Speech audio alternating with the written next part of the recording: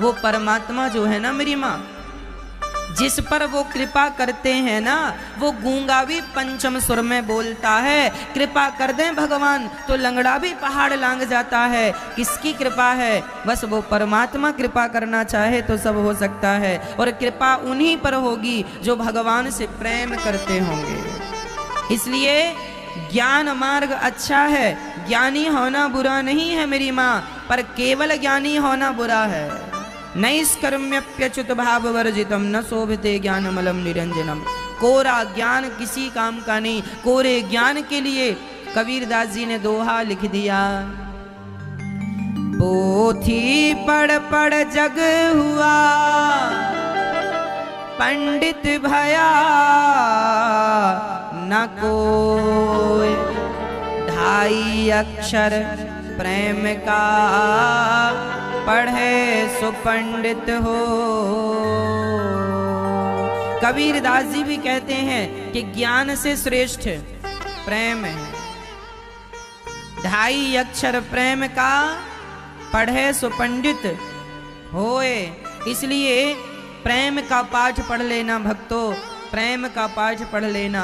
मुझे नहीं पता कि प्रहलाद जी कितने ज्ञानी थे, पर मुझे ये विश्वास है, ये पता है कि प्रहलाद जी भगवान से इतना प्रेम करते थे कि उन्हें खंबे में भी अपने भगवान का दर्शन हो जाया करता था। यही प्रेम है।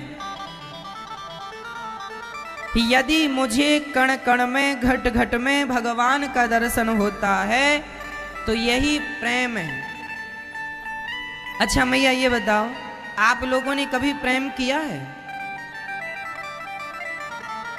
बोलो। नहीं किया?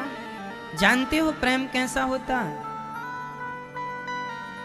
आप जिससे सच्चा प्रेम, देखो एक प्रेम होता है, आजकल जो आप लोग प्रेम करते हैं, आपका प्रेम भी है पर 100% आपका प्रेम नहीं है।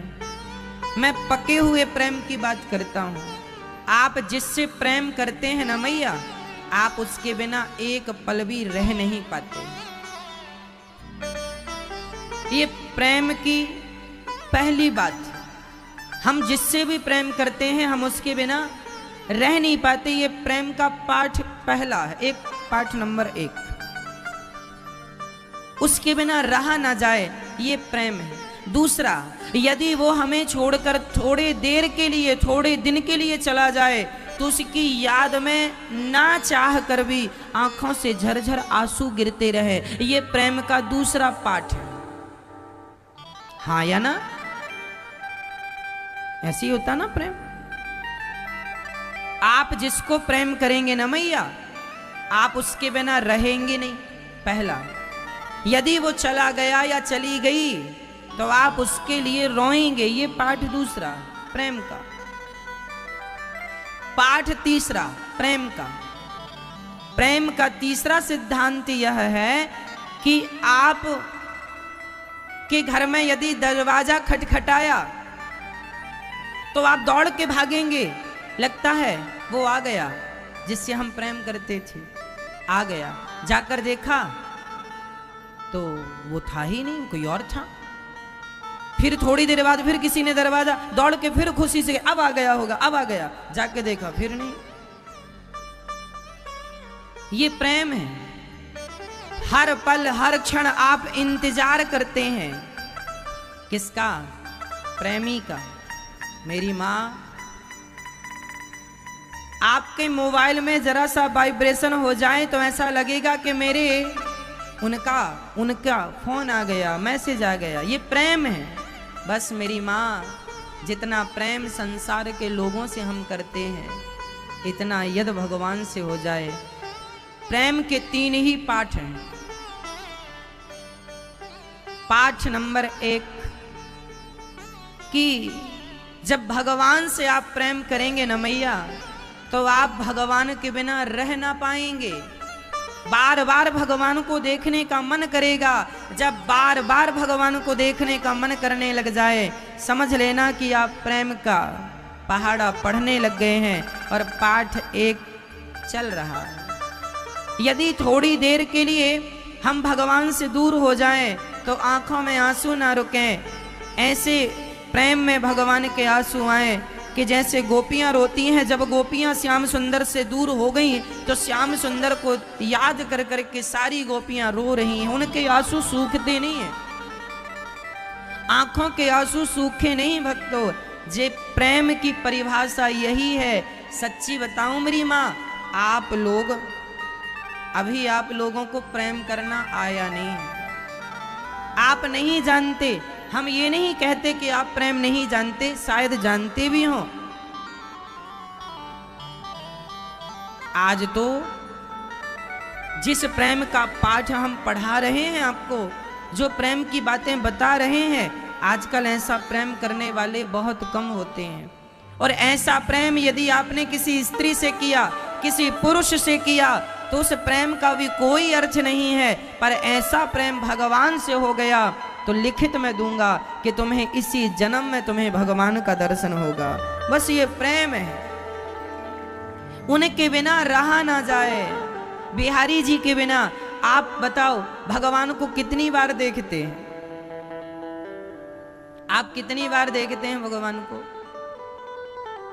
कितनी बार देखते हैं? बार बार देखा करो। वैसे प्रेम जो होता है ना मैया, ये तो होता है, ये मेरे कहने से नहीं होगा कि मैंने कह दिया और आपको प्रेम हो गया। ये होगा नहीं कहने से, बार बार उन्हें देखने का मन करे, बार बार उनके ध्यान में खोने का मन करे, यही प्रेम है। उनके बिना रहा ना जाए, एक तड़प सी उठे, क्या चला गया। जैसे मछली को पानी से निकाल देने पर वो तड़प जाती है, मर जाती है, बस पानी के बिना वो रह ही नहीं सकती, कोई ऑप्शन नहीं है। उसी तरह जब भगवान के लिए वही तड़प आ जाए कि भगवान के बिना नहीं रह सकते, वो तड़प जिस दिन आ जाएगी, वो तड़प ही भगवान तक पहुंचाएगी, वही भगवान से मिलाएगी। विडंबना तो यह है कि हमारे भीतर वो तड़प नहीं है, वो चाहत नहीं है। हम संसार के लोगों में ही खोए रहते हैं, संसार में ही आसक्त हैं, संसार में ही मस्त हैं। काश हमारी आंखों में भी भगवान के लिए पानी होता, काश हमारी आंखें भी भगवान की याद में रोती। लेकिन ये निकम्मी आंखें संसार के लिए खूब रोती हैं, पर भगवान के लिए रोने को कहो तो भागती हैं। इनमें आंसू ही नहीं है, भगवान के नाम पर आंसू नहीं है, संसार के लिए खूब रोती हैं। क्या कहें, ये आंखें भी तो धोखेबाज हो गई हैं, ये भी संसार के लिए रोती हैं, भगवान के लिए रोती ही नहीं। क्या करें, सब धोखा देते जा रहे हैं। ये शरीर भी बहुत बड़ा धोखा देने वाला है।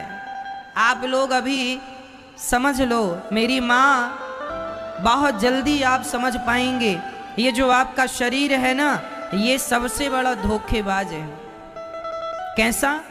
एक दिन आपकी आंख धोखा दे देगी आपको, आंखों में कम दिखने लग जाएगा, बंद हो जाएगा, धोखा दे गई। कान धोखा देंगे, सुनाई बंद, अब सुनते ही नहीं, कच्छा नहीं सुनाई पड़ रही है, क्या सुन लेंगे अब।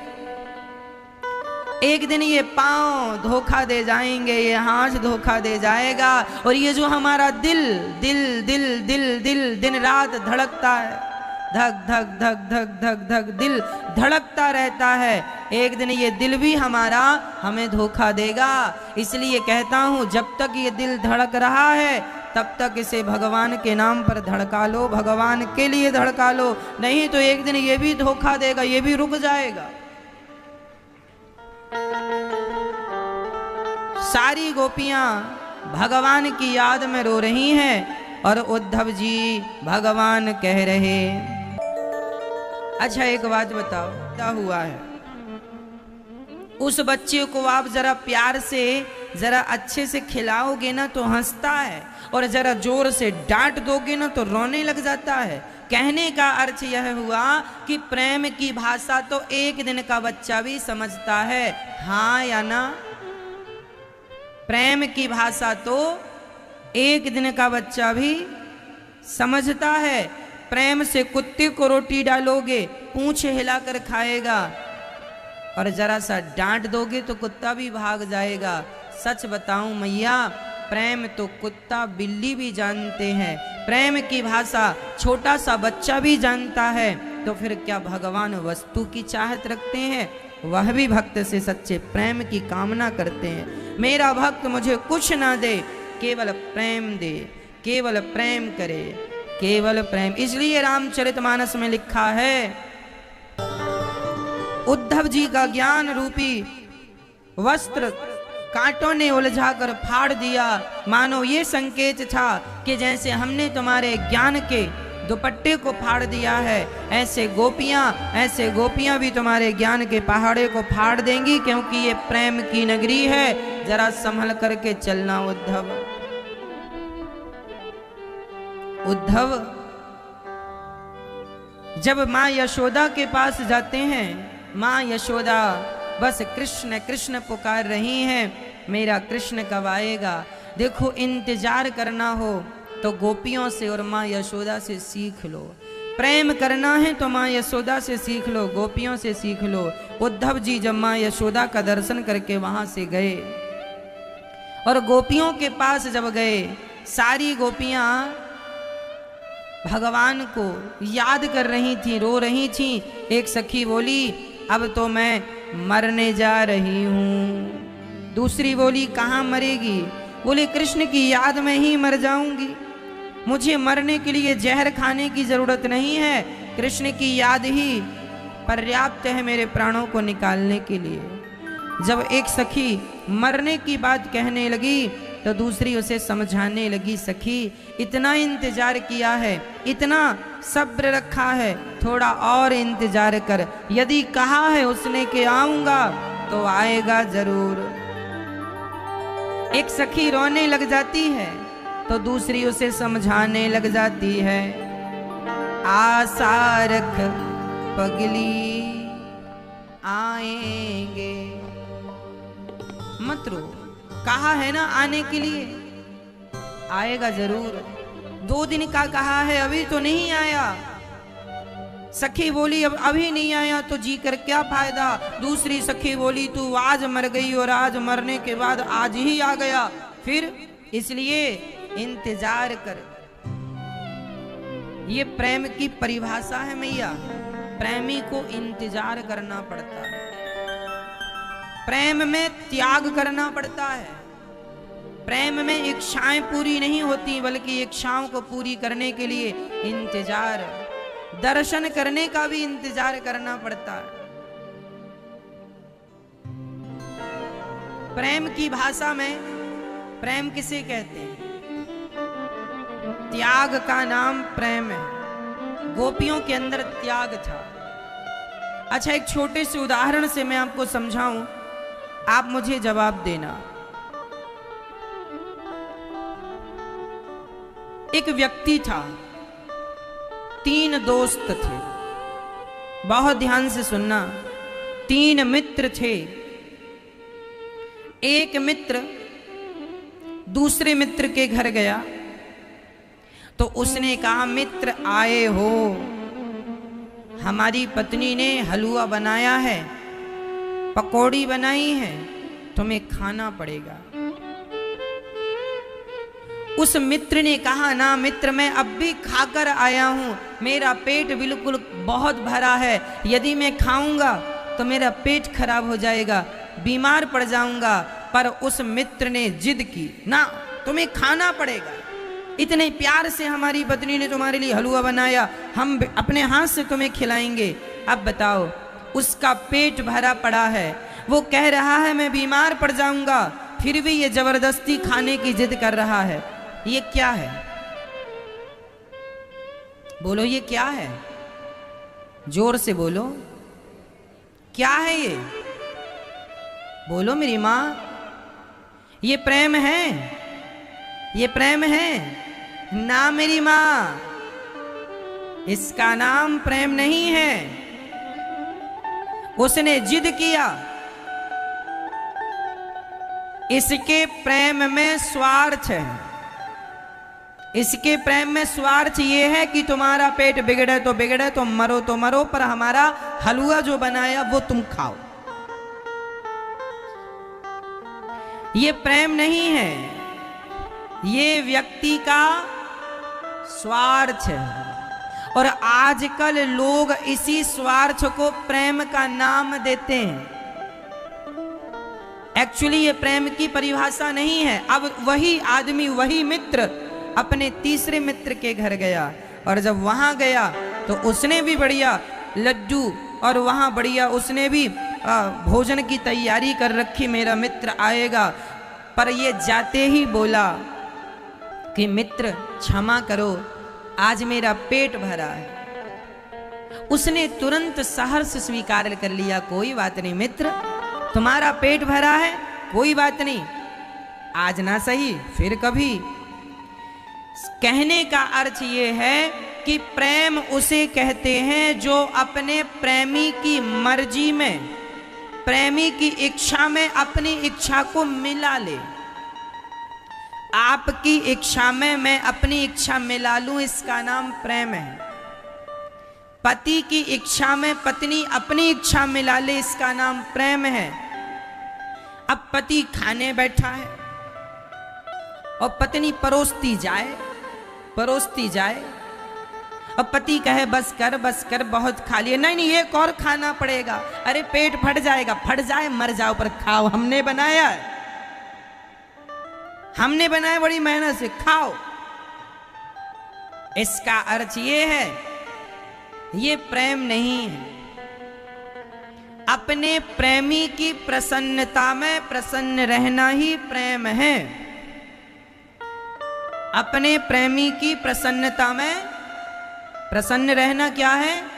गोपियां चाहती तो मथुरा, ये देखो गोपियां यहाँ थी वृंदावन और भगवान थे मथुरा। यहाँ मथुरा से वृंदावन बहुत दूर नहीं है, पैदल भी जाएगा आदमी तो ज्यादा से ज्यादा 3 घंटे लगेगा, पैदल रास्ता 3 घंटे का है, और गाड़ी घोड़ा से जाए तो 15 मिनट में ही पहुंच जाए। मथुरा से वृंदावन दूर नहीं है। गोपियां चाहती तो कृष्ण के लिए रोती क्यों है, दौड़कर मिल आती, परंतु नहीं।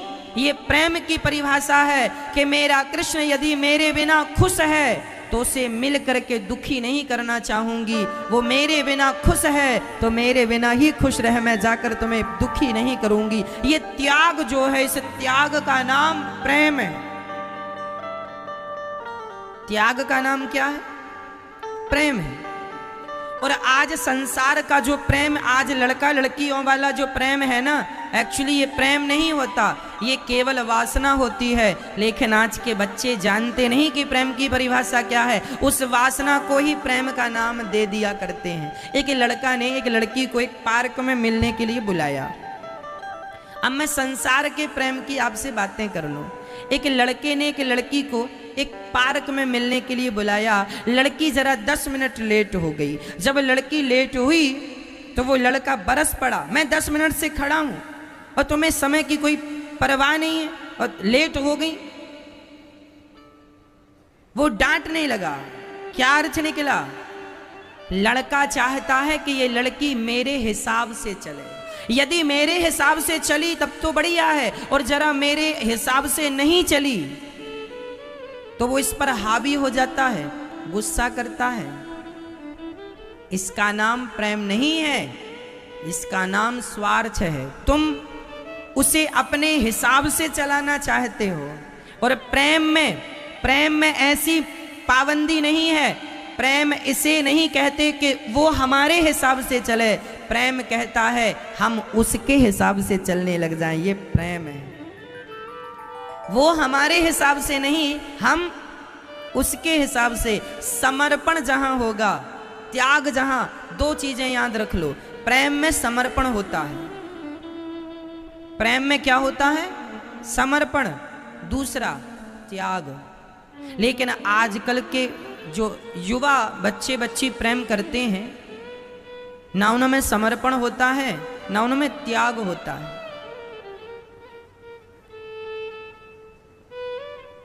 इसलिए उनका प्रेम वासनाओं की दुर्गंध से, आजकल का जो लड़का लड़कियों वाला प्रेम है, उस प्रेम में वासना की दुर्गंध होती है मैया। क्या होती है? वासना की दुर्गंध। और जहां वासना की दुर्गंध होगी मैया, लिख के रखना, वो प्रेम नहीं होगा। प्रेम तो वासना रहित हुआ करता है। जैसे गोपियों का प्रेम था, कोई वासना नहीं थी। कृष्ण छोड़कर चले गए। कितने साल के लिए गए हैं जरा बताओ? पूरे 100 साल के लिए। कितने वर्ष के लिए गए हैं भगवान? पूरे 100 साल के लिए गए। संसार का कोई आदमी रोएगा तो महीने भर रोएगा, 2 महीने रोएगा, साल रोएगा, फिर अपने ढंग से जीने लग जाएगा। पर गोपियां कहती हैं 100 साल क्या, 100 जन्म भी रोना पड़े तो हम कृष्ण के लिए ही रोएंगे। ये प्रेम है। और 100 साल तक कृष्ण के इंतजार में रोती रही, दूसरा ऑप्शन नहीं है। आज हम देखते हैं कि एक लड़का एक लड़की प्यार करते थे, दोनों ने वादा किया था शादी करेंगे, पर दोनों के माँ बाप ने समझा बुझा कर दोनों की अलग अलग शादी कर दी। लड़की की किसी और लड़के से, लड़के का उसके माँ बाप ने किसी और लड़की से शादी कर दी। दोनों धीरे धीरे 1 माह तक तो उनकी गृहस्थी जरा ठीक नहीं चली, पर रहते रहते फिर दोनों अपनी अपनी जगह खुश हो गए। वो लड़की भी अपने पति से खुश, ये पुरुष भी अपनी पत्नी से खुश। क्या अर्थ निकला? आज संसार में ऐसा ही तो होता है ना मैया। कोई लड़का लड़की प्रेम करता है, वो दोनों एक दूसरे से जीने मरने का वायदा कर लेते हैं, लेकिन किसी कारणवश उनका भी रहो सबके बीच में, लेकिन उन्हें तन दे दो, भगवान को मन दे दो। संसार के लोग तन से खुश हो जाते हैं, मन भगवान में ही लगा के रखो। अच्छा, आपका तन जो है, आपका बेटा चाहता है कि मेरी माँ मुझसे बात करे, मेरी माँ मेरी सेवा करे, कपड़े पहनाए, नहलाए, छोटा सा बच्चा है, सब तैयारी करो। तो शरीर से ही तो तैयारी करनी है ना। आपका पति भी आपके शरीर की ही चाहत रखता है, आपके शरीर के लिए ही संसार का व्यवहार होता है।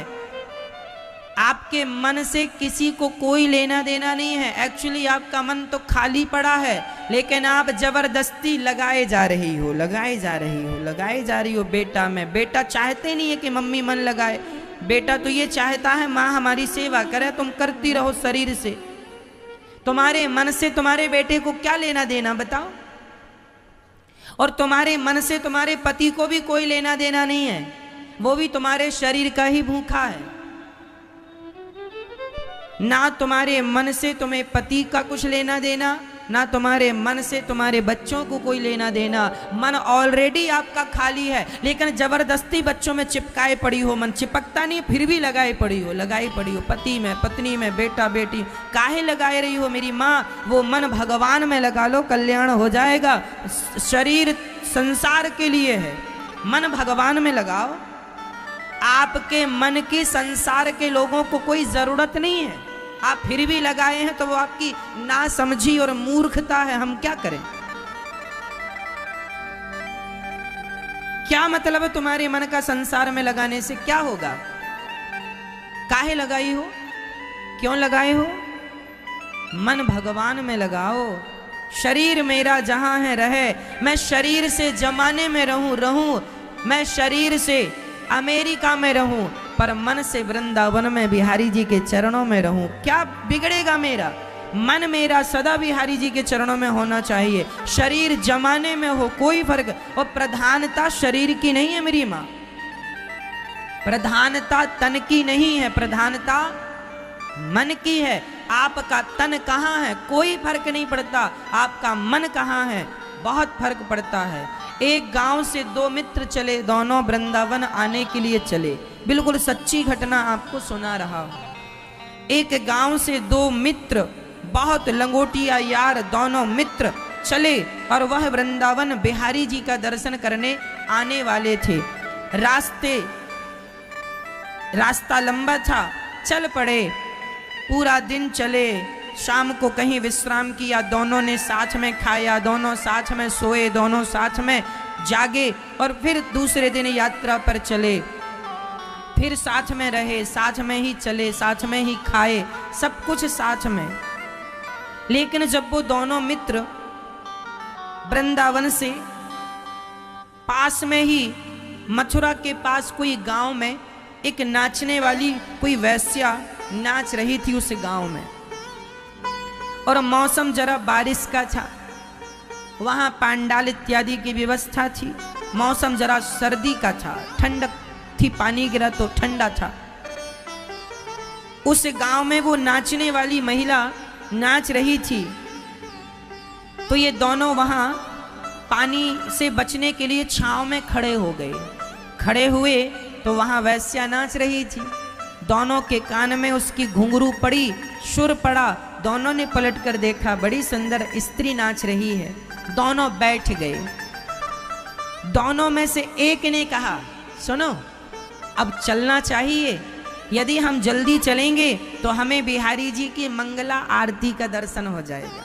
अब पास में ही तो आ गए हैं, है ना, जल्दी चलें, यमुना जी नहाएंगे और जल्दी से मंगला आरती का दर्शन कर लेंगे। सवेरे की आरती, 4 बजे की आरती देख लेंगे, 4:30 बजे तक। अच्छा, एक बोला चलो दर्शन करने बिहारी जी का, पास में ही है, थोड़ा और चलते हैं। दूसरे ने कहा देखो कितना बढ़िया नाच रही है, अब आ ही गए हैं, देख लेंगे, आज यहीं रह जाते हैं, मौसम भी खराब है, आज यहीं रह लेते हैं, सवेरे होगा चले चलेंगे, कल की मंगल आरती का दर्शन कर लेंगे। उसने कहा ना, मैं तो भगवान के लिए आया हूं, तो भगवान का दर्शन करने जाऊंगा, तू यहां क्यों रुकेगा, ये नाच रही है, अरे देख कितना बढ़िया नाच रही है, जरा देख लें, आंखों को अच्छा लग रहा है। वो एक बच्चा, एक आदमी वहां रुक गया, एक मित्र रुक गया, दूसरे का मन नहीं माना और दूसरा चल पड़ा। वो चला, चलता चलता चलता चलता वो यमुना जी आया, यमुना जी में नहाया, स्नान किया, और सवेरे मंगला आरती में वो बिहारी जी आ गया। अब वो बिहारी जी के सामने खड़ा है, एक बार बिहारी जी को देखा, उसे बहुत अच्छा लगा, लेकिन फिर सोचने लगा वो अपने मित्र के बारे में, मेरा मित्र कितना बढ़िया ठीक रुक गया था, मैं ठिठुरता हुआ आ गया, वो बढ़िया मौज से वहां देख रहा था, बढ़िया नाच गाना, मैं भी रुक लेता, क्या बिगड़ जाता, कल दर्शन कर लेता। वो बिहारी जी के मंदिर में खड़ा होकर चिंतन कर रहा था उस वैश्या का, और वो जो रुक गया था वहां, वो रोने लगा, हे बिहारी जी मैं कितना बड़ा पापी हूं, आया था आपके लिए और कहां इस स्त्री के चक्कर में पड़ गया, इस वैश्या के चक्कर में पड़ गया। हे बिहारी जी, मेरा मित्र कितना अच्छा है कि वो आपका दर्शन कर रहा होगा, वो आपको देख रहा होगा, और मैं इतना अभागा हूं कि मैं यहीं रुक गया, और वो वैश्या के पास रहकर बिहारी जी का चिंतन कर रहा था, और ये बिहारी जी के पास रहकर उस वैश्या का चिंतन कर रहा था। दोनों की मृत्यु हो गई, दोनों मर गए। तो जो बिहारी जी के मंदिर में था वो नरक गया, और जो वैश्या के पास था वह भगवान के धाम को चला गया। प्रश्न खड़ा हुआ, प्रभु ये कैसा कानून है आपका, ये बिहारी जी का दर्शन किया, ये नरक क्यों गया? बोली ये नरक इसलिए गया क्योंकि ये भगवान के सामने खड़ा होकर इसका मन उस वैश्या में था, इसका शरीर तो वृंदावन में था पर मन उस वैश्या में था, और उसका शरीर तो वैश्या के पास था पर मन बिहारी जी के चरणों में था। कहने का अर्थ यह हुआ, आपका शरीर कहाँ है कोई फर्क नहीं पड़ता, आपका मन कहाँ है बहुत बड़ी बात है। इसलिए शरीर कहीं हो कोई बात नहीं, मन भगवान के श्री चरणों में सदा के लिए लगा दो। उद्धव जी प्रेम का पाठ पढ़कर जब घर गए, भगवान ने हृदय में ब्रज का दर्शन कराया, कहा मित्र मैं एक क्षण के लिए भी अपनी गोपियों से दूर नहीं हूं। तुम्हें अहंकार आ गया था, उस अहंकार को नष्ट करने के लिए मैंने तुम्हें वृंदावन भेजा। अब भगवान उसके बाद ठाकुर जी ने विवाह की लीला पूरी की, जो कि कल हमने आपको सुनाया। भगवान का विवाह रुक्मणी जी से संपन्न हुआ है। रुक्मणी जी के पुत्र हुए हैं प्रद्युम्न। प्रद्युम्न का विवाह रति से संपन्न हुआ है, सम्रासुर को मार दिया है। भगवान का दूसरा विवाह जामवंत की बेटी जाम्बवती से हुआ। एक सज्जन ने हमसे सवाल किया, महाराज जी भगवान जी ने इतने सारे विवाह क्यों किए? देखो, भगवान का कोई भी विवाह फिक्स नहीं था और भगवान की मर्जी से नहीं हुआ। अभी मैं आपको पूरा समझाऊंगा कि भगवान ने इतने सारे विवाह क्यों किए। अभी इस प्रश्न के उत्तर पर आऊंगा। देखो, द्वारिका में एक सत्रजित नाम के व्यक्ति रहते थे, उनके पास मणि थी। भगवान ने उनसे मणि मांगी। उन्होंने कहा कि भगवान ने कहा राज खजाने में जमा करोगे तो प्रजा का कल्याण होगा। उन्होंने मना कर दिया और भगवान ने दोबारा मांगा नहीं। उनके भाई प्रसन्न वह मणि पहन के जंगल गए और जंगल में एक बब्बर शेर ने उन्हें मार डाला। प्रसन्न ने जामवंत जी ने शेर को मारा और मणि ले जाकर बेटी को दे दी। अब भगवान की मणि चली गई जामवंत जी के पास। सत्रजित की मणि भाई के द्वारा जामवंत जी तक पहुंची और भगवान को कलंक लगाया झूठा। भगवान को झूठा कलंक सत्रजित ने लगाया कि भगवान ने कृष्ण ने हमारी मणि चुरा ली, छीन ली। झूठा कलंक। कई बार हमें झूठे कलंक से भी गुजरना पड़ता है।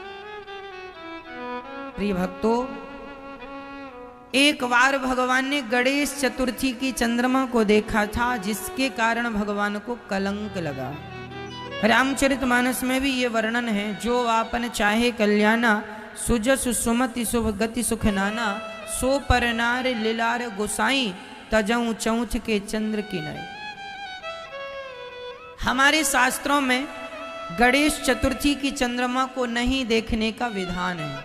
अब सवाल खड़ा हुआ, क्यों नहीं देखना? क्योंकि एक बार गणेश जी ने चंद्रमा को श्राप दे दिया था। गणेश चतुर्थी के दिन चंद्रमा देखकर गणेश जी को हंस रहे थे।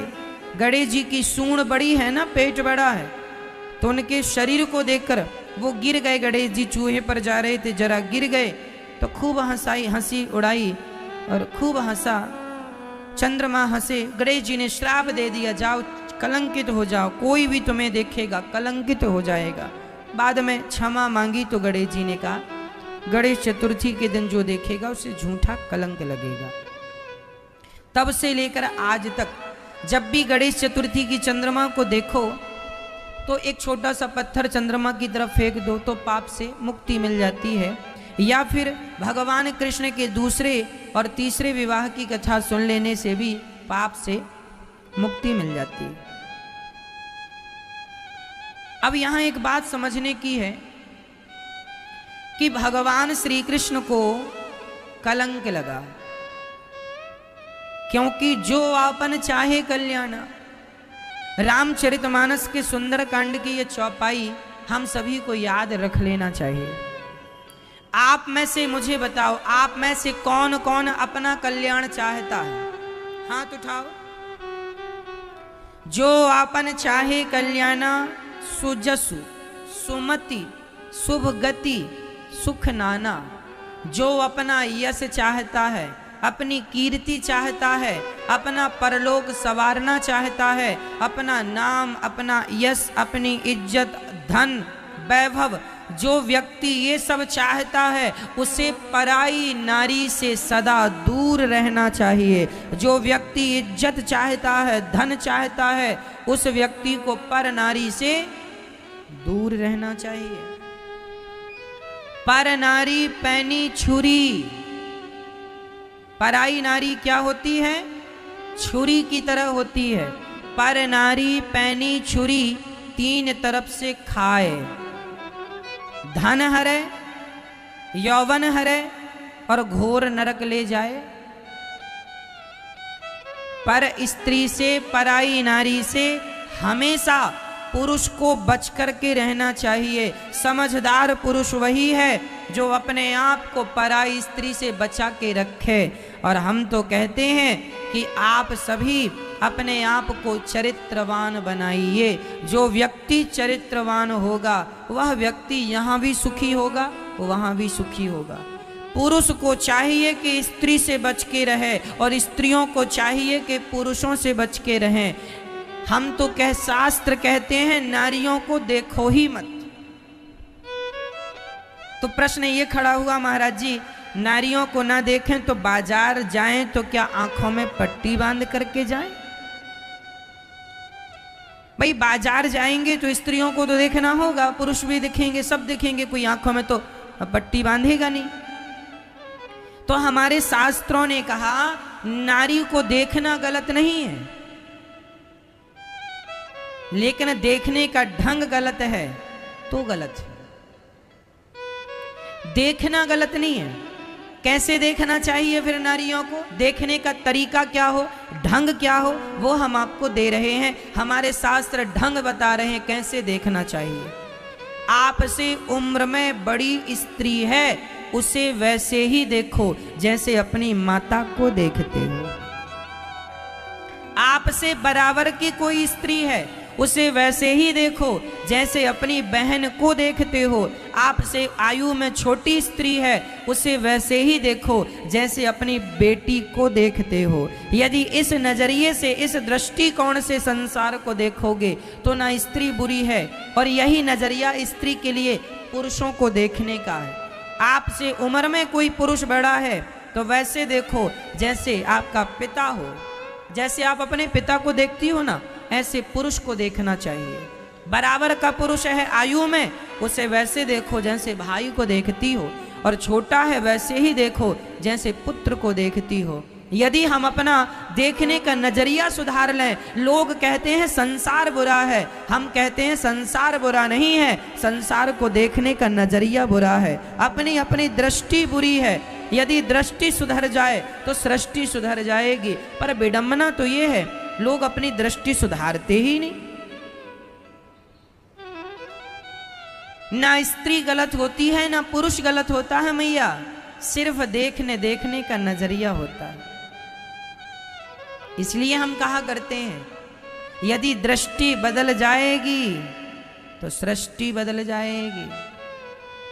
एक कुम्हार था, देखो दृष्टि बदल जाने से सृष्टि कैसे बदलती है जरा ध्यान से सुनना। एक कुम्हार था, उस कुम्हार का काम था चिलम बनाने का, वो चिलम बनाया करता था। एक दिन वहां से कोई संत जी गुजरे और संत जी ने कहा पागल चिलम क्या बनाता है? चिलम जानती हो मैया? चिलम जानती हो? चढ़ाती तो नहीं हो ना? हाँ, चिलम गांजा पीने वाली। एक कुम्हार था, चिलम बनाने का काम था। एक महात्मा जी ने कहा कि तू घड़ा क्यों नहीं बनाता, गर्मी का समय आने वाला है, घड़ा बनाएगा, अच्छे पैसे मिलेंगे और खूब पैसा कमा सकेगा।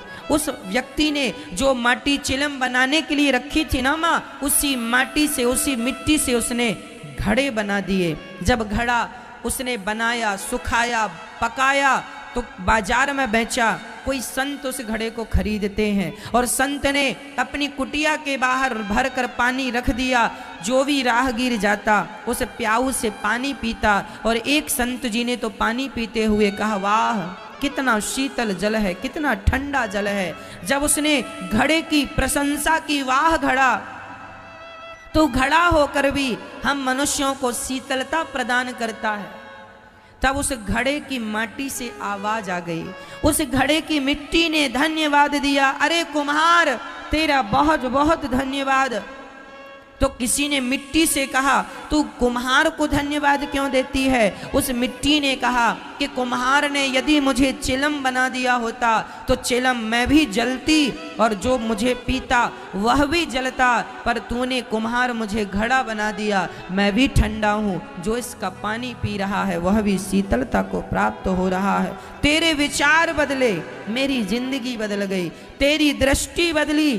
कुम्हार की दृष्टि ही तो बदली कि उसने चिलम बनाने की जगह उसने घड़ा बनाना, ये दृष्टि चिलम की दृष्टि हटाकर उसने घड़े की सृष्टि कर दी, और जब उसी माटी से उसने चिलम की जगह घड़ा बनाया, जब इसकी दृष्टि बदली, जब इसका दृष्टिकोण बदला, तो माटी का जीवन बदल गया। कहाँ वो चिलम बन जाती, कहाँ वो खुद जलती औरों को जलाती, पर कहाँ वो घड़ा बनकर खुद ठंडी होकर औरों को ठंडक प्रदान कर रही है। ये कब संभव हुआ? जब आपकी दृष्टि बदलेगी तब आपकी सृष्टि बदल जाएगी। एक बात बताऊं मेरी माँ, आप अपनी सास को बदल सकती हो, क्या संभव है? नहीं। आप अपने पति को बदल सकती हो, क्या संभव है? नहीं। आप जमाने को बदल सकते हैं, क्या संभव है? नहीं। जमाने को आप बदल सकते हैं कि नहीं? सास को बदल सकते हैं कि नहीं? पति को बदल सकते हैं कि नहीं? पुत्र को बदल सकते हैं कि नहीं? ये संभव नहीं है, लेकिन ये संभव है कि हम अपने आप को बदल सकते हैं। और जिस दिन आपने अपने आप को बदल दिया, अपने विचारों को बदल दिया, उस दिन आप देखेंगे कि सब कुछ बदला हुआ दिखाई पड़ेगा। जब मैं अपने आप को बदलता हूं तो सब बदल जाता है। मैं अपने आप को नहीं बदलूंगा तो मैं आपको कैसे बदल सकता हूं? आपको बदलने के लिए पहले मुझे अपने आप को बदलना होगा। मैया जी, पहले कैसे बदलना होगा? अपने आप। इसलिए हमें किसी को बदलने की जरूरत नहीं है। बदलाव यदि देखना है तो पहले खुद के भीतर बदलाव महसूस कीजिए।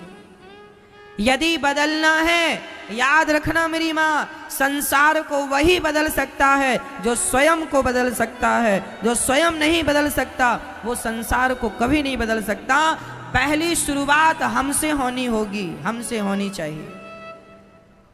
परिवर्तन आपसे शुरू नहीं होगा, परिवर्तन हमसे होगा। इसलिए कसम खा लो कि हम अपने आप को बदलेंगे, अपने गंदे विचारों को डिलीट करेंगे, अच्छे विचारों के साथ, अच्छी ऊर्जा के साथ, अच्छी एनर्जी के साथ, प्रसन्न चित्त। हम हमेशा दुखी नहीं रहेंगे, हम हमेशा प्रसन्न रहेंगे। विचार बदलो, अपने आप को बदलो, अपनी सोच बदलो, अपनी मानसिकता बदलो, अपने देखने का ढंग, अपने सोचने का ढंग सब बदलो। जिस दिन आपने अपने आप को पूर्ण रूप से बदल दिया, उस दिन आप जिसको पकड़ लोगे वो बदल जाएगा। शुरुआत हमसे करनी होगी, स्वयं से करनी होगी। बताओ मैया, इस संसार में कौन बुरा है? लड़का बुरा है, लड़की बुरी है, स्त्री बुरी, पुरुष बुरा, कौन बुरा है? लोग कहते हैं महाराज जी जमाना बुरा है। तो जरा पूछो इन लोगों से कि जमाना यदि बुरा है तो ये बताओ कि जमाने से तुम हो या तुमसे जमाना है? बताओ, जमाने से हम हैं या हमसे जमाना है? बोलो बोलो, जमाने से हम हैं या हमसे जमाना है? जल्दी बोलो बोलो। जमाने से हम नहीं है मैया, जमाने से हम नहीं है, हमसे। लोग कहते हैं जमाना बुरा है, भाई जमाना भी तुमसे ही है। तुम अच्छे होगे तो जमाना भी अच्छा होगा, क्योंकि जमाना भी तुमसे ही तो है। तुम बुरे हो तो जमाना बुरा है, तुम अच्छे हो तो जमाना अच्छा है। इसलिए बदलाव हमसे होना चाहिए, परिवर्तन हमसे होना चाहिए, शुरुआत हमसे हो। बुरा जो देखन मैं चला, बुरा न मिलिया कोई, जो दिल खोजा आपुना, हमसे बुरा न कोई। हम ही बुरे थे पर जमाने भर में गाते रहे तुम बुरे हो, तुम बुरे हो। कोई बुरा नहीं, हम बुरे। प्रिय भक्तों, अपना कल्याण चाहते हो तो पर नारी का त्याग कर दो। किसका त्याग कर दो? पर नारी, पर पुरुष। स्त्रियां अपने पति के सिवा किसी पुरुष को ना देखें। पुरुष अपनी पत्नी के सिवा किसी स्त्री को ना देखे, देखे तो वैसे ही जैसे अपने माँ को देखता है, बहन को देखता है, बेटी को वैसे देख। सोच अच्छी हो, विचार अच्छे हो, संस्कार अच्छे हो मैया।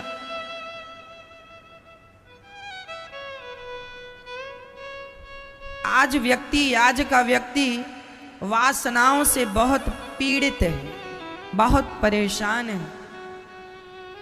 और केवल ये वासनाएं मैया आजकल 15-16 साल के बच्चे आज वासनाओं में डूबते हुए दिखाई पड़ रहे हैं। छोटी छोटी लड़कियों को प्यार हो जाता है आजकल, छोटे छोटे बच्चों को प्यार हो जाता है आजकल, है ना। हम लोग छोटे छोटे थे जब 10वीं पढ़ते थे, तब हम लोगों को पता ही नहीं था कि ये प्यार व्यार क्या होता है। सच्ची बोल रहा हूं मैया, हम जब 10वीं पढ़ते थे ना, 10वीं क्लास में, तब हमें नहीं पता होता था कि प्यार व्यार क्या होता है। पढ़ाई करते थे कुछ, उस समय जब हम 10वीं पढ़ते थे उस समय मन में कुछ विकार था ही नहीं, सोच में विकृति थी ही नहीं। आजकल 10वीं पढ़ने वाले छोरा छोरियों को देख लो, इनको प्यार हो जाता है, खूब बढ़िया से प्यार कर लेती हैं हमारी बहन। गोल गोल रोटी नहीं बना पाती अभी, सब्जी नहीं बना पाती स्वादिष्ट, लेकिन अब प्यार बढ़िया कर लेती हैं। सब्जी बनाना नहीं आता अभी, प्यार करना आता। अच्छा, इन्हें प्यार क्यों हो गया, कभी सोचा आपने? आजकल की लड़कियों को प्यार हो जाता है किसी लड़के से, आजकल के लड़के को प्यार हो जाता है किसी लड़की से। आपने कभी सोचा कि इन्हें प्यार ही क्यों हुआ? इनके अंदर भक्ति के संस्कार क्यों नहीं आए? इन्होंने भगवान का नाम जपना शुरू क्यों नहीं किया? इन्होंने कथा सुननी शुरू क्यों नहीं की? इनको प्यार क्यों हो गया? और एक्चुअली वो प्यार नहीं है जिसे ये लोग प्यार कह रहे हैं, ये केवल इनके अंदर छिपी हुई वासना है। उस वासना को छिपाने के लिए लोग नाम प्यार का देते हैं। आपको प्यार क्यों हो गया? आपकी इच्छाएं क्यों हो गई, विषयों की तरफ क्यों चली गई? जबकि आपका मन भगवान में नहीं लगा, कीर्तन में मन नहीं लगता, कथा में मन नहीं लगता, लेकिन प्यार में मन लगता है। कारण क्या है? क्योंकि तुम हर जन्म में भोग ही भोगते रहे हो। जो आदमी जो काम करता है ना, उस काम उसका जल्दी मन लग जाता है। पिछले जन्म में आप भोग ही भोगते। भाई ये बताओ, बंदर क्या करता है? बंदर क्या करता है? भोग भोगता है। बंदर के साल में 2 बार 3 बार बच्चे हो जाते हैं बंदरिया से। सबसे ज्यादा भोगी होता है बंदर। कुत्ता, बिल्ली, ये सब यही योनियां हैं। आप पिछले जन्म में भी भोग भोग रहे थे और किसी पुण्य के कारण भगवान ने तुम्हें मनुष्य बना दिया है, तो तुम मनुष्य बनकर भी छोटी सी आयु में भी तुम भोगों की तरफ इसलिए जाने लगे क्योंकि तुम्हारे संस्कार वही भोग वाले हैं। यदि तुम्हारा मन कथा कीर्तन में लग जाता तो पता चल जाता कि तुम पिछले जन्म में कोई सत्संगी थे, इसलिए जन्म में बाल्यकाल से ही तुम्हारा मन भगवान में लगा पड़ा है। यदि तुम्हारा मन बचपन से भगवान में लगा है तो समझ लेना कि ये तुम्हारे पिछले जन्म के संस्कार हैं। संस्कार 2 प्रकार के होते हैं, अच्छे संस्कार, बुरे संस्कार, सत संस्कार, असत संस्कार। मैं सामान्य भाषा में कहूं, अच्छे संस्कार और बुरे संस्कार। यदि आप पिछले जन्म में गलत काम करते थे तो इस जन्म में भी आप पैदा होते ही होश संभालते ही गलत ही करोगे। और पिछले जन्म में यदि आप अच्छे संस्कार में थे, अच्छे लोगों में थे, तो इस जन्म में भी आप संत संगत करेंगे, कथा सुनेंगे, कीर्तन करेंगे, अच्छा सोचेंगे, अच्छा करेंगे, क्योंकि आपके पिछले जन्म का संस्कार है ना। ये जो साधु संत मरते हैं ना मैया, भोगी आदमी भोग भोगता भोगता मरेगा तो आप पैदा होते ही अगले जन्म में होश संभालते ही भोगी बन जाएंगे।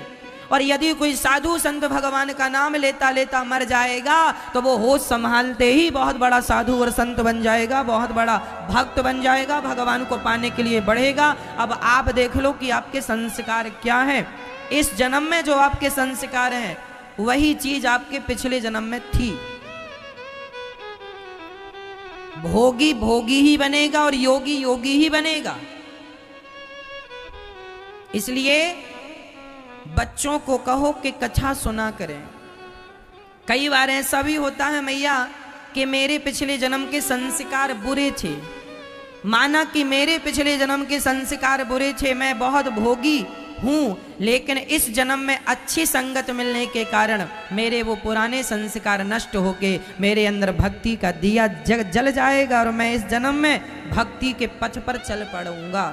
और इस जन्म में चल पड़ा तो फिर मेरे आगे के सभी जन्म सफल हो जाएंगे। और अभी भी भक्ति का दिया नहीं जला, अभी भी मेरे अंदर ज्ञान का दिया नहीं जला, तो फिर अब जलने की संभावना नहीं है, क्योंकि इसके बाद तो फिर 84 का चक्र आएगा, फिर नाली का कीड़ा बनो, फिर कुत्ता बिल्ली बनो, फिर वही भोग योनियां तुम्हें मिले। ये जो तुम भोग भोग रहे हो ये केवल मनुष्य के शरीर में नहीं मिलता मैया, हर योनि में भोग मिलता है।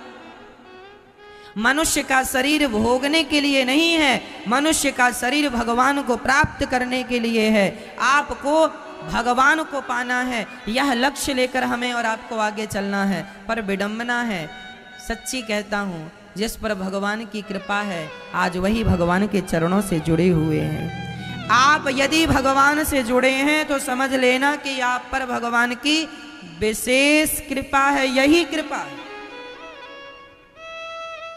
नहीं तो आज भी लोग उल्टे सीधे काम कर रहे हैं। इसलिए मेरी माँ, कह दो अपनी बेटियों को, कह दो अपने बेटों को, गलत रास्ते पर ना चला करें। गलत रास्ते पर चलने का परिणाम गलत है, आज ना सही कल उन्हें भोगना पड़ेगा और वह रास्ता सीधा नरक लेकर के जाएगा। कबीरदास जी लिखे हैं, जरा सुनिएगा। कामी कामी क्रोधी लालची इनसो भक्ति न होए, भक्ति करे कोई सूरमा जाति वर्ण कुल खोए। कामी क्रोधी लालची, कामी और क्रोधी और लोभी और लालची, इन लोगों से भक्ति नहीं होगी। यदि भक्ति करना है, भगवान को पाना है, तो सबसे मन को हटाकर केवल भगवान में मन लगाना होगा। यदि लगा सकते हो तो फिर भक्ति के रास्ते पे आगे चलो। यहाँ सुख है, सुकून है, आनंद है। वासनाएं आदमी को सारा दिन सारी रात जलाती है। घुट घुट के मरना है तो विषय वासना में थोड़ा सा सुख मिल जाएगा, क्षण भंगुर, थोड़ी सी देर का। लेकिन बताओ, 3 घंटे आप कथा सुन रहे हैं, ये 3 घंटे जो कथा में सुख आप पा रहे हैं, क्या ये 3 घंटे का कंटिन्यू कोई भी विषय संसार का कोई भी सुख मिल सकता है? किसी चीज में 3 घंटा कंटिन्यू ना आप 3 घंटा खा सकते हैं, ना 3 घंटा कंटिन्यू आप भोग सकते हैं। संसार का कोई भी सुख आप कंटिन्यू 3 घंटे तक नहीं उठा सकते, लेकिन 3 घंटे भगवान की कथा का सुख पूरा उठा सकते। इसलिए ये सुख उस सुख की अपेक्षा कई गुना श्रेष्ठ है, कई गुना, करोड़ों गुना श्रेष्ठ है। लेकिन क्या करें, ये विषयों की खुजली ऐसी उठती है, मानता नहीं है व्यक्ति, फिर चला जाता है। इसलिए कहता हूं, मन को समझाओ और मन को पूर्ण रूप से भगवान में समर्पित कर दो। जब समर्पण हो जाएगा, एक बात बताऊं मैया, गेहूं का दाना जरा सा पानी मिलने पर अंकुरित हो जाता है, गेहूं का दाना जरा सा नमी मिलने पर अंकुरित हो जाता है। पर वही गेहूं के दाने को तवे में डालकर, जरा गरम तवे में डालकर जरा सा घुमा दो 4 बार, और उसके बाद जब गेहूं का दाना गर्म हो जाए, भूंज जाए, उसके बाद जरा पानी में डालना, बताओ अंकुरित होगा? उसकी अंकुरित शक्ति नष्ट हो गई कि नहीं? कैसे नष्ट हुई? आग में।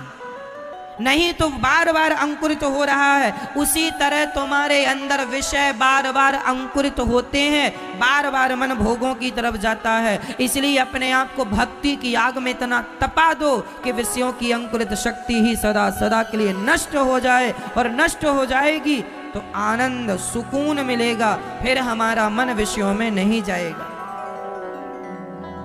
नहीं तो ये बहुत तंग करते हैं विषय।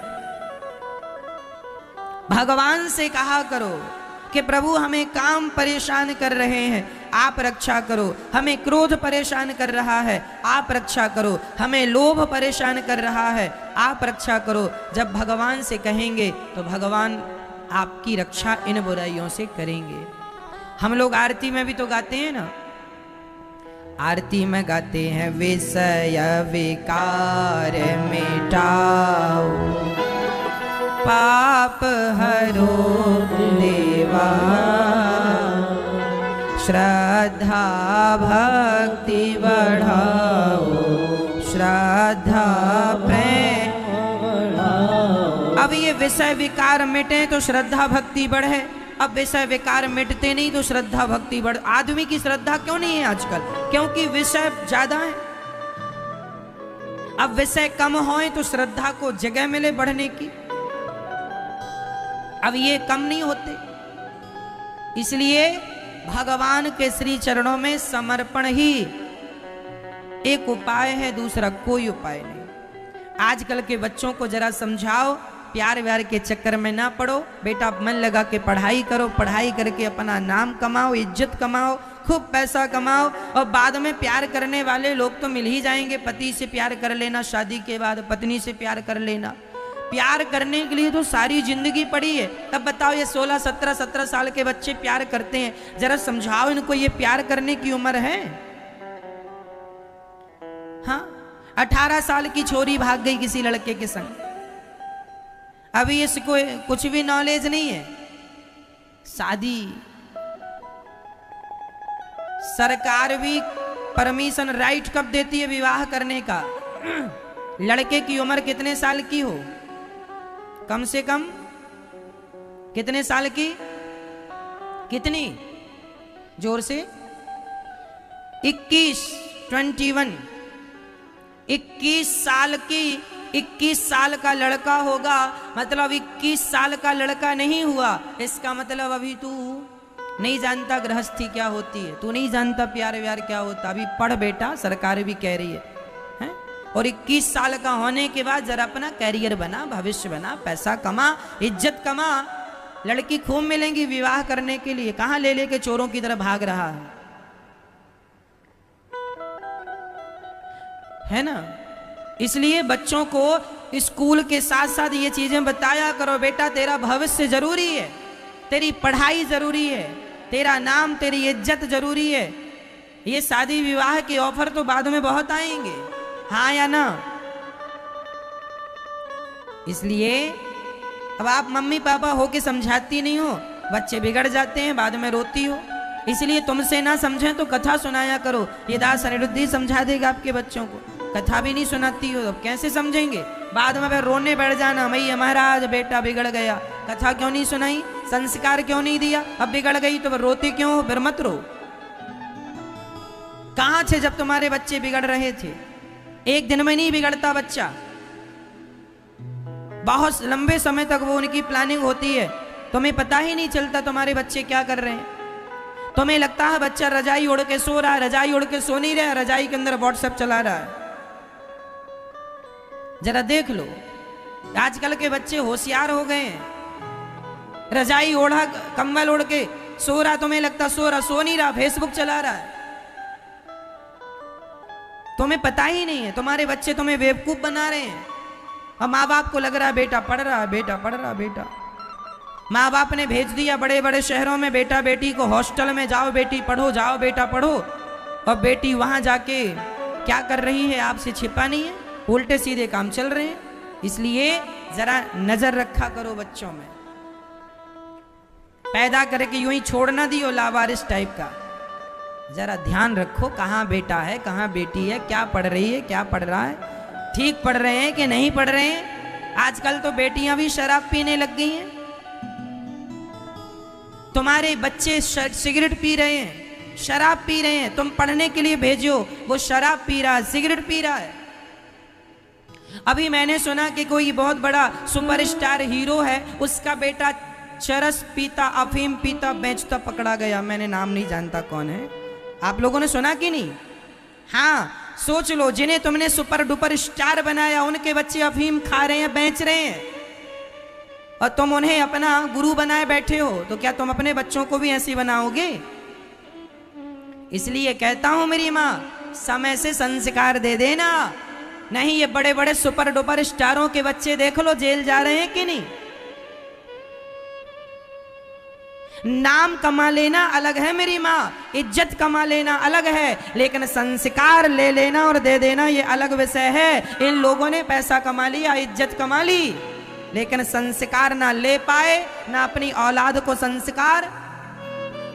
फिर जो अपनी औलाद को संस्कार ना दे पाए, ये तुम्हारे बच्चों को संस्कार देंगे? इनकी पिक्चर तुम्हारे बच्चे देख रहे हैं, इनके खुद के बच्चों को तो ये सुधार ना पाए, तुम्हारी औलाद सुधार देंगे ये लोग? आज तुम्हारे बच्चों का भविष्य खतरे में है, क्योंकि ये सबसे ज्यादा पिक्चर देखते हैं, मूवी देखते हैं, और मूवी बनाने वाले, मूवी में जो हीरो हीरोइन होते हैं, जरा उनका बैकग्राउंड देख लो क्या छिपा है। अभी पिछली बार जब वो फांसी लगा के मर गया था, क्या नाम था उसका, सुशांत केस के बाद पता चला कि हीरोइनें गांजा पीती है। न्यूज में हमने सुना, न्यूज में हमने देखा, हम तो उनके घर जाते नहीं है। चरस वो पिए, अफीम वो पिए, गांजा हीरोइन, हाँ या ना? आपने सुना कि न्यूज में? हम गलत तो नहीं बोल रहे हैं। बड़ी बड़ी हीरोइनें, आपके हीरो, आपके सुपर डुपर स्टार गांजा पीते हैं, चरस पीते हैं, अफीम पीते हैं, और शराब तो उनके लिए आम बात है। ऐसे लोगों से तुम्हारे बच्चे क्या सीखेंगे, जरा हमें ये तो बताओ, क्या सीखेंगे? ये दास अनिरुद्ध रोज वृद्ध माओं के पांव दबाता है, इसलिए पांव दबाता है कि मैं पांव दबाऊंगा तो आपके बच्चे भी सीखेंगे अपने माँ के पांव दबाना। मैं इसलिए पांव दबाता हूं कि मैं दबाऊंगा तो सीखेंगे, पर तुम्हारे बच्चे को तो टाइम नहीं है कथा सुनने का, मूवी देखेगा, पिक्चर देखेगा। तुम अच्छी चीज सिखाती कहां हो अपने बच्चों को? क्यों नहीं कहती हो अपने बच्चों को कि कथा सुनाकर?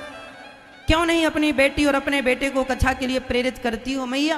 क्यों नहीं दिखाती हो कथा? क्यों नहीं रामचरितमानस पढ़वाती हो? क्यों नहीं गीता पढ़वाती हो बच्चों से? क्यों दिन भर पिक्चर देखते रहते हैं तुम्हारे बच्चे? और देख कर क्या बनेंगे? बन तो गए, उनकी औलाद क्या बन गई, देख लो क्या बन गई। तुम्हारे बच्चे बन जाएंगे बहुत अच्छे उनको देख के।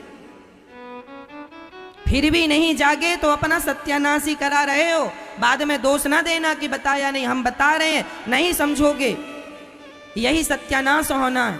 तुम्हारे बच्चों के संस्कार नष्ट हो जाएंगे, बाद में रोने के लिए आंसू भी नहीं मिलेंगे। देर ना कर देना, सही वक्त में सही बातें समझा रहा हूं, बच्चों को समझा देना। दूसरों का भला ना करो, अपना तो कर लो। जो आदमी अपना भला ना कर सका, आज का नौजवान शराब पी के भांगड़ा डिस्को एक साथ करता है। जो आदमी शराब पीकर अपने शरीर को नहीं संभाल सकता, जो अपने आप को नहीं संभाल सकता, वो अपने परिवार को, अपने देश को क्या संभालेगा? इनसे क्या अपेक्षा है? बताओ मेरी माँ, चरस गांजा पीने वाले क्या अपने आप को संभाल पाते हैं? जब ये अपने आप को नहीं संभाल पाएंगे तो अपने परिवार को संभाल लेंगे? मैं ये नहीं कहता कि तुम मैया जी बच्चों को पढ़ाओ लिखाओ मत, खूब पढ़ाओ, इतने संस्कार देना कि तुम्हारे बच्चे खुद को भी संभाल लें, और तुम जो बूढ़ी बूढ़ी माँ हो ना, तुम्हें सम्मान के साथ गिलास भर तुम्हारा बेटा पानी देता रहे। मैं ये नहीं कहता कि तुम्हारे बच्चे हमारे को पूजने लग जाए, ना ना, हम अपने आप को पुजवाना नहीं चाहते, ना अपने आप की जय जयकार करवाना चाहते। हम ये कहना चाहते हैं कि तुम्हारी औलाद, तुम्हारा बेटा तुम्हारे बुढ़ापे में सम्मान के साथ तुम्हें गिलास भर पानी और सम्मान के साथ 2 रोटी देता रहे, इसी से तुम्हारा जीवन संवर जाएगा। नहीं तो बुढ़ापे में तुम्हारा बेटा गिलास भर पानी भी नहीं देता। यहाँ 200 वृद्ध माताएं रहती हैं, यदि उनके बच्चों ने पानी और भोजन समय से दिया होता और रहने को जगह दी होती तो यहाँ वृद्धाश्रम बनाने की क्या जरूरत थी? इनके बच्चों ने पिक्चर बराबर देखी है पर कथा बराबर नहीं सुनी। काश कथा सुन ली होती तो आज इन माओं को ये दिन ना देखने पड़ते। फिर कह देता हूं मां, देर ना हो जाए, संस्कार यदि आएंगे तो कथा से आएंगे, संस्कार यदि आएंगे तो पिक्चर मूवी से नहीं, संस्कार आएंगे तो रामचरितमानस से आएंगे, गीता से आएंगे, श्रीमद् भागवत महापुराण से संस्कार आएंगे। मर्जी आपकी, देना है दो, नहीं तुम। आपके बच्चे तो फिर हैं ही, पिक्चर देख ही रहे हैं।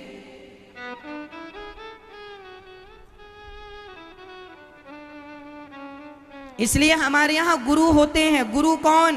जो त्यागमय जीवन जिए, त्यागमय जीवन जीकर चले और आपके लिए बताए कि देखो मैंने त्यागमय जीवन जिया है, आप भी जी लेना। त्याग देना पड़ता है, त्याग करना पड़ता है। आजकल के बच्चे समझते नहीं हैं, उनको लगता हम बहुत इंटेलिजेंट हैं। हम पिक्चर देखते हैं, 3 घंटा वो पिक्चर देखकर क्या सीखते हैं बताओ? 3 घंटा तुम कथा सुन लोगे ना तो तुम जीना सीख जाओगे, पर 3 घंटे तुम पिक्चर देख के आए। आज का लड़का 3 घंटे पिक्चर देखता है और देख के क्या सीखता है? ताकते रहते तुझको सांझ सवेरे।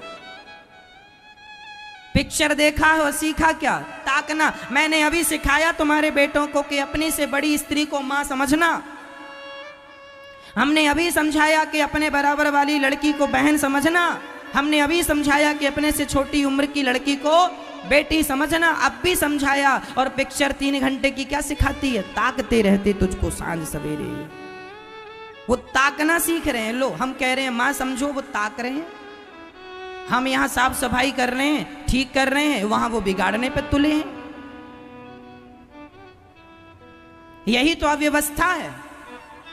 नौजवान दोस्तों को समझाए कौन?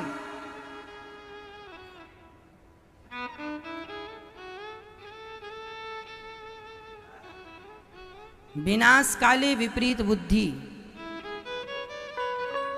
इसलिए हम कहते हैं हम ज्यादा लोड नहीं लेते। हमें पता है ये कलयुग है। इस कलयुग में आदमी को सीधी बातें समझ में नहीं आती। इस कलयुग में आदमी को सही रास्ता समझ में। आज माँ कहती है बेटा शराब ना पी, माँ कहती है बेटा ये रास्ता गलत है, बेटा ये रास्ता ना कर, ना जा, पर बेटा वहीं जाएगा, क्योंकि माँ की गलती नहीं है, उस बेटे की भी गलती नहीं है। ये युग ही ऐसा है, क्या करोगे। यहाँ अच्छी बातें समझ ही नहीं आती, अच्छे रास्ता कोई चलता ही नहीं है। ये युग का धर्म है, क्या करोगे।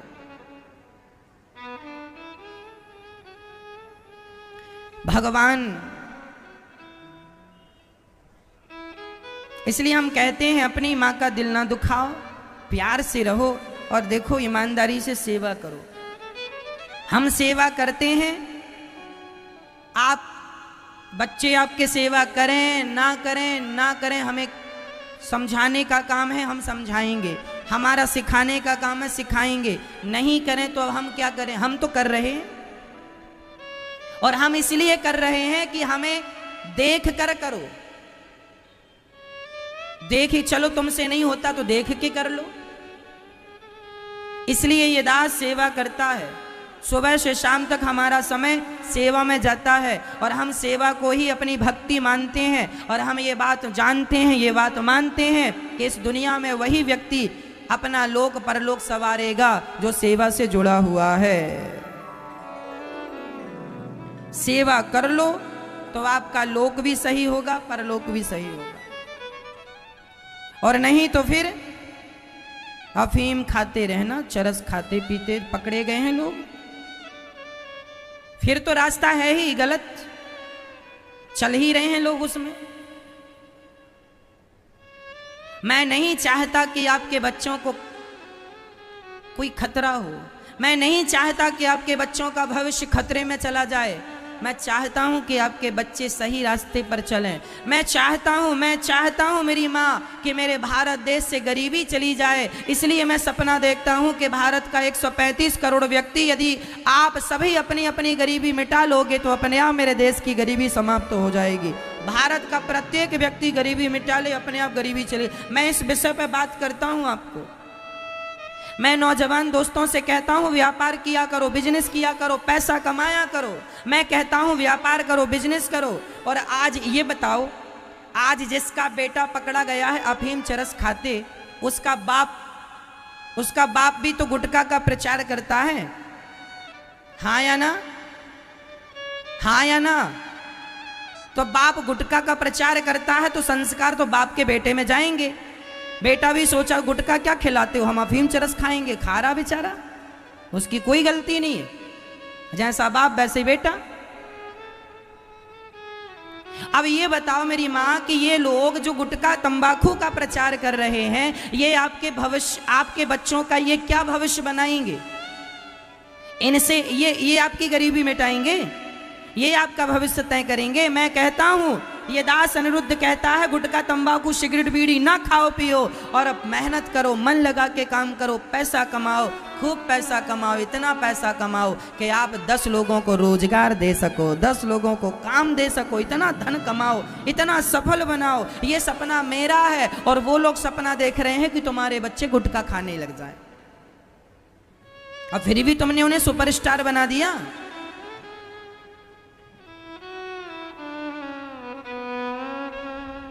ये दास अनिरुद्ध सेवा को महत्व देता है और सेवा ही आपसे चाहता है, आप भी सेवा करो। यहां गौरी गोपाल अन्य क्षेत्र चलता है, संतों की हम रोज सेवा करते हैं जो हमसे बन पड़ती है। सभी संत पेट भर भोजन ग्रहण करते हैं और सभी संत आशीर्वाद देकर जाते हैं कि हमें भरपेट भोजन मिल रहा है। इन संतों की दुआएं, देखो मैया हम सभी के पास क्या बचेगी?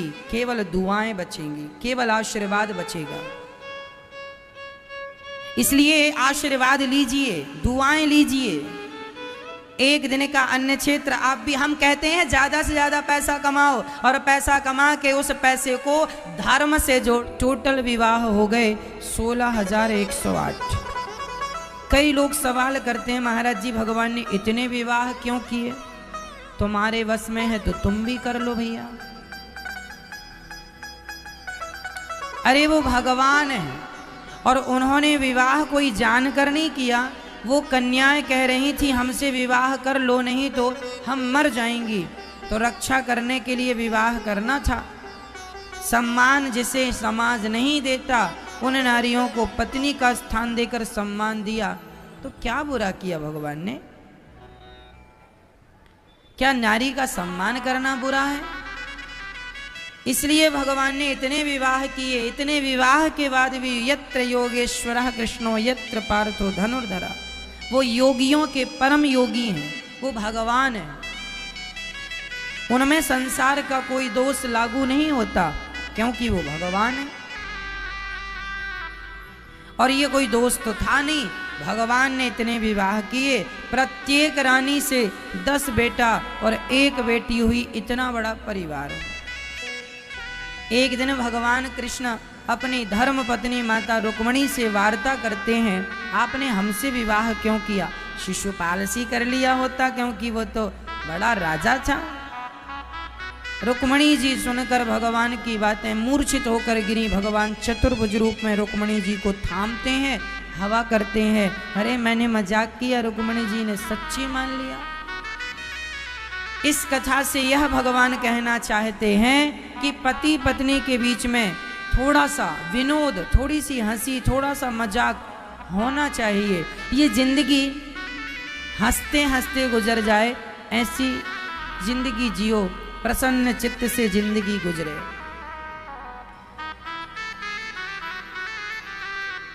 राजा, उसके बाद भगवान ने अनिरुद्ध का विवाह, चित्रलेखा ले गई अनिरुद्ध को और ऊषा से विवाह हुआ। बाणासुर का कल्याण किया भगवान ने। इसके बाद राजा नृग पर भगवान ने कृपा की। नृगो नाम नरेंद्रोह मिक्ष्वाकुतनयः प्रभु। इक्ष्वाकु वंश के राजा नृग थे। इन्होंने बहुत सारी गाय दान की, पर एक ही गाय इन्होंने 2 बार दान कर दी। ये गाय दान किए, वो पंडित जी के घर से छूट के इनकी गौशाला में आई, उसी गाय का दान इन्होंने दूसरे ब्राह्मण देवता को कर दिया। गौ दान 2 बार कर दिया, मतलब दी हुई वस्तु को उन्होंने फिर एक्सेप्ट करके दान कर दिया। इस कथा से हमें ये सीखना है कि जो हमने दे दिया उसे फिर हमें रखना नहीं चाहिए। दिया हुआ दान हमें वापस नहीं लेना चाहिए। राजा नृग ने उसी गाय का दान किया जिस पाप के कारण उन्हें गिरगिट बनकर आना पड़ा। चूंकि गौदान किया था तो भगवत कृपा हुई और गिरगिट योनि से उन्हें मुक्ति मिली। इसके बाद भगवान ने पौंड्रक और काशीराज द्विविध का भगवान ने उद्धार किया। ये पौंड्रक नकली भगवान बना घूमता था, शंख चक्र लिए घूमता था, नकली, कहता था मैं ही भगवान हूं। मैया जी, आज बहुत सारे लोग अपने आप को ही भगवान मान लेते हैं, अपने आप को ही भगवान समझ लेते हैं, जबकि हमें ये जानना चाहिए कि भगवान एक हैं। हम उनके दास हो सकते हैं, उनके भक्त, उनके सेवक हो सकते हैं, हम भगवान बनने की सामर्थ्यता तो नहीं रखते। अच्छा, आज भारत में बहुत सारे लोग ऐसे हैं। अच्छा, आप किसी को भी भगवान मान लेते हैं? मैया, आप किसी को भी भगवान मान लेती हो? आज भारत में एक बाबा जी का मंदिर बना दिया लोगों ने, और मंदिर में जा जा के लोग पूजा आरती करते हैं, कहते हैं ये भगवान है। आप लोग ही तो जाते हैं। एक बाबा जी को भगवान जी के स्थान पर बिठाकर सबने कहना शुरू कर दिया ये भगवान है। अरे भाई, आप बताओ मैया, क्या आपके पति का स्थान कोई दूसरा पुरुष ले सकता है? हाँ या ना? क्या आपके पति का स्थान कोई दूसरा पुरुष ले लेगा? नहीं। यदि आपके पति का स्थान कोई दूसरा पुरुष नहीं ले सकता तो फिर भगवान का स्थान भला कोई दूसरा कैसे ले सकता है भक्तों? यही कलयुग की शुरुआत है। नाना प्रकार के लोग अपने मन मुताबिक भगवान बना के खड़ा कर देंगे। यही कलयुग की शुभारंभ है, यही शुरुआत है। पर आपको इन चीजों से बचना है। देखो जी मैया, हम संत के रूप में तो स्वीकार कर सकते हैं किसी को भी, लेकिन भगवान के रूप में नहीं स्वीकार कर सकते। आज जिन बाबा जी का मंदिर बना के लोगों ने भगवान का दर्जा दिया है, संत के रूप में आप और हम स्वीकार कर सकते हैं, पर भगवान के रूप में तो सिर्फ अपने नारायण को ही हम स्वीकार करते हैं। हमारे भगवान दो चार नहीं है, हमारे एक ही भगवान है। क्या नाम है उनका? क्या नाम है भगवान का? नारायण। हमारे भगवान का नाम क्या है? नारायण। वह नारायण ही राम है, वह नारायण ही कृष्ण है, वह नारायण ही वामन है, वह नारायण ही नरसिंह है। कोई कहे महाराज जी आपके धर्म में तो बहुत सारे भगवान हैं, 33 करोड़ भगवान लोग बताते गिनाते हैं। मैया जी, मैं आपको ये बात फिर दोहरा दूं, 33 करोड़ हमारे यहाँ भगवान नहीं है, 33 करोड़ देवी देवता है। हमारे भगवान एक ही है मैया। देवता अलग होते हैं, भगवान अलग होते हैं। ये बात आप समझ रहे हैं? इंद्र कौन है? बोलो, इंद्र कौन है? इंद्र देवता है, इंद्र भगवान नहीं है। अग्नि देवता है, अग्नि भगवान नहीं है। वरुण देवता है, वरुण भगवान नहीं है। उसी तरह ऐसे देवता 33 करोड़ होते हैं, भगवान तो एक ही है, सिर्फ नारायण। वह नारायण ही राम है, वह नारायण ही द्वापर में कृष्ण बने तो त्रेता में राम बने। तो भगवान और देवता में अंतर समझ में आया? देवता कितने हैं मैया हमारे यहां? बोलो मैया, देवता कितने हैं? 33 करोड़ देवी देवता जो कि स्वर्ग में रहते हैं। भगवान स्वर्ग में नहीं रहते, भगवान बैकुंठ में, साकेत में, गोलोक धाम में भगवान रहते हैं।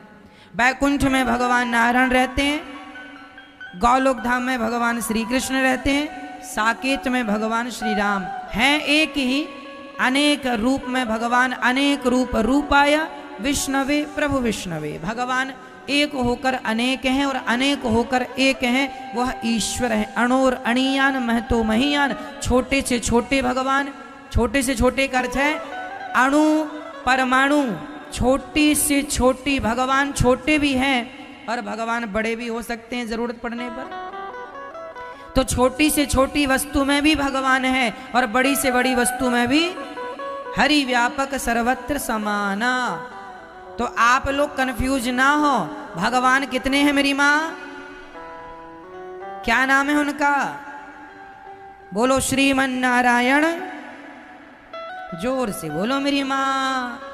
श्रीमन नारायण चरणौ शरणम प्रपद्ये, श्रीमते नारायणाय नमः। हे नारायण, हे लक्ष्मी सहित नारायण, हम आपके चरणों की शरण ग्रहण करते हैं। आप ही हमारे रक्षक हैं, आप ही हमारे पालनहार हैं।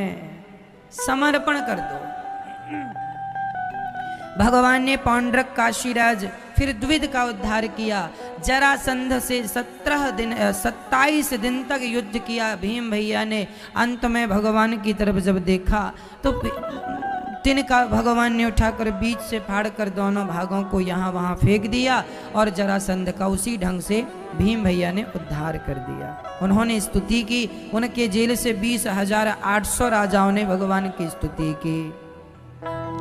कृष्णाय वासुदेवाय हरये परमात्मने प्रणतक्लेशनाशाय गोविंदाय नमो नमः। भगवान की स्तुति हुई, भगवान ने सब पर कृपा की, जरासंध का उद्धार हुआ। शिशुपाल की गालियां सुनकर भगवान ने 100 गालियों तक चुप रहे। अंत में शिशुपाल का उद्धार किया है। युधिष्ठिर के यज्ञ में भगवान चरण धोते हैं सभी ब्राह्मणों के। मैया, ब्राह्मणों के चरण धोने से हमारा यश, हमारी कीर्ति, हमारा धन बढ़ता है। भगवान कृष्ण भी ब्राह्मणों के चरण धोए हैं जब धर्मराज जी का यज्ञ हुआ था, युधिष्ठिर जी का। इसलिए जब भी अपने घर में ब्राह्मण को बुलाओ सत्यनारायण भगवान की कथा सुनने के लिए या कोई भी अनुष्ठान के लिए, तो ब्राह्मणों के चरणों को जरूर धुलना चाहिए, वही सबसे बड़ा पुण्य है। आजकल ये परंपरा आप लोग भूल चुके हैं, आप चरण नहीं धुलते। चरण धुलना जरूरी होता है। नहीं धुलने से पंडित जी नाराज नहीं होंगे कि तुमने पाँव क्यों नहीं धुले, लेकिन उसमें आपका ये नुकसान हो जाता है कि चरण धुलने से उनका पुण्य हमें मिल जाता है, उनका आशीर्वाद हमें मिल जाता है। चरण धुलने से हम पुण्यात्मा होते हैं, इसलिए चरणों की सेवा करनी चाहिए। और मैं सच्ची बताऊं मैया, भगवान नारायण का वास कहाँ है? भगवान चरणों में ही रहते हैं, इसलिए सबके चरण छूने की परंपरा है। माँ के चरण छुए जाते हैं, पिता के चरण छुए जाते हैं। आप अपने से बड़ों के चरण छूते हैं, माथे से माथा नहीं टिकाते। क्या छूते हैं? चरण। चरणों में किसका वास है? भगवान नारायण चरणों में रहते हैं। किसी को भी आप प्रणाम करेंगे, वह प्रणाम जाके भगवान को ही होगा, क्योंकि चरणों में भगवान का वास है। इसलिए चरणों की सेवा, इसलिए दास अनिरुद्ध चरणों से अपने आप को जोड़ के रखता। हम ब्राह्मणों के चरणों से जुड़े हैं भगवान के। अब ब्राह्मणों के चरणों से अपने आप को जोड़ के रखो। जब ब्राह्मणों के चरणों की सेवा करेंगे तो भगवान निश्चित प्रसन्न होंगे।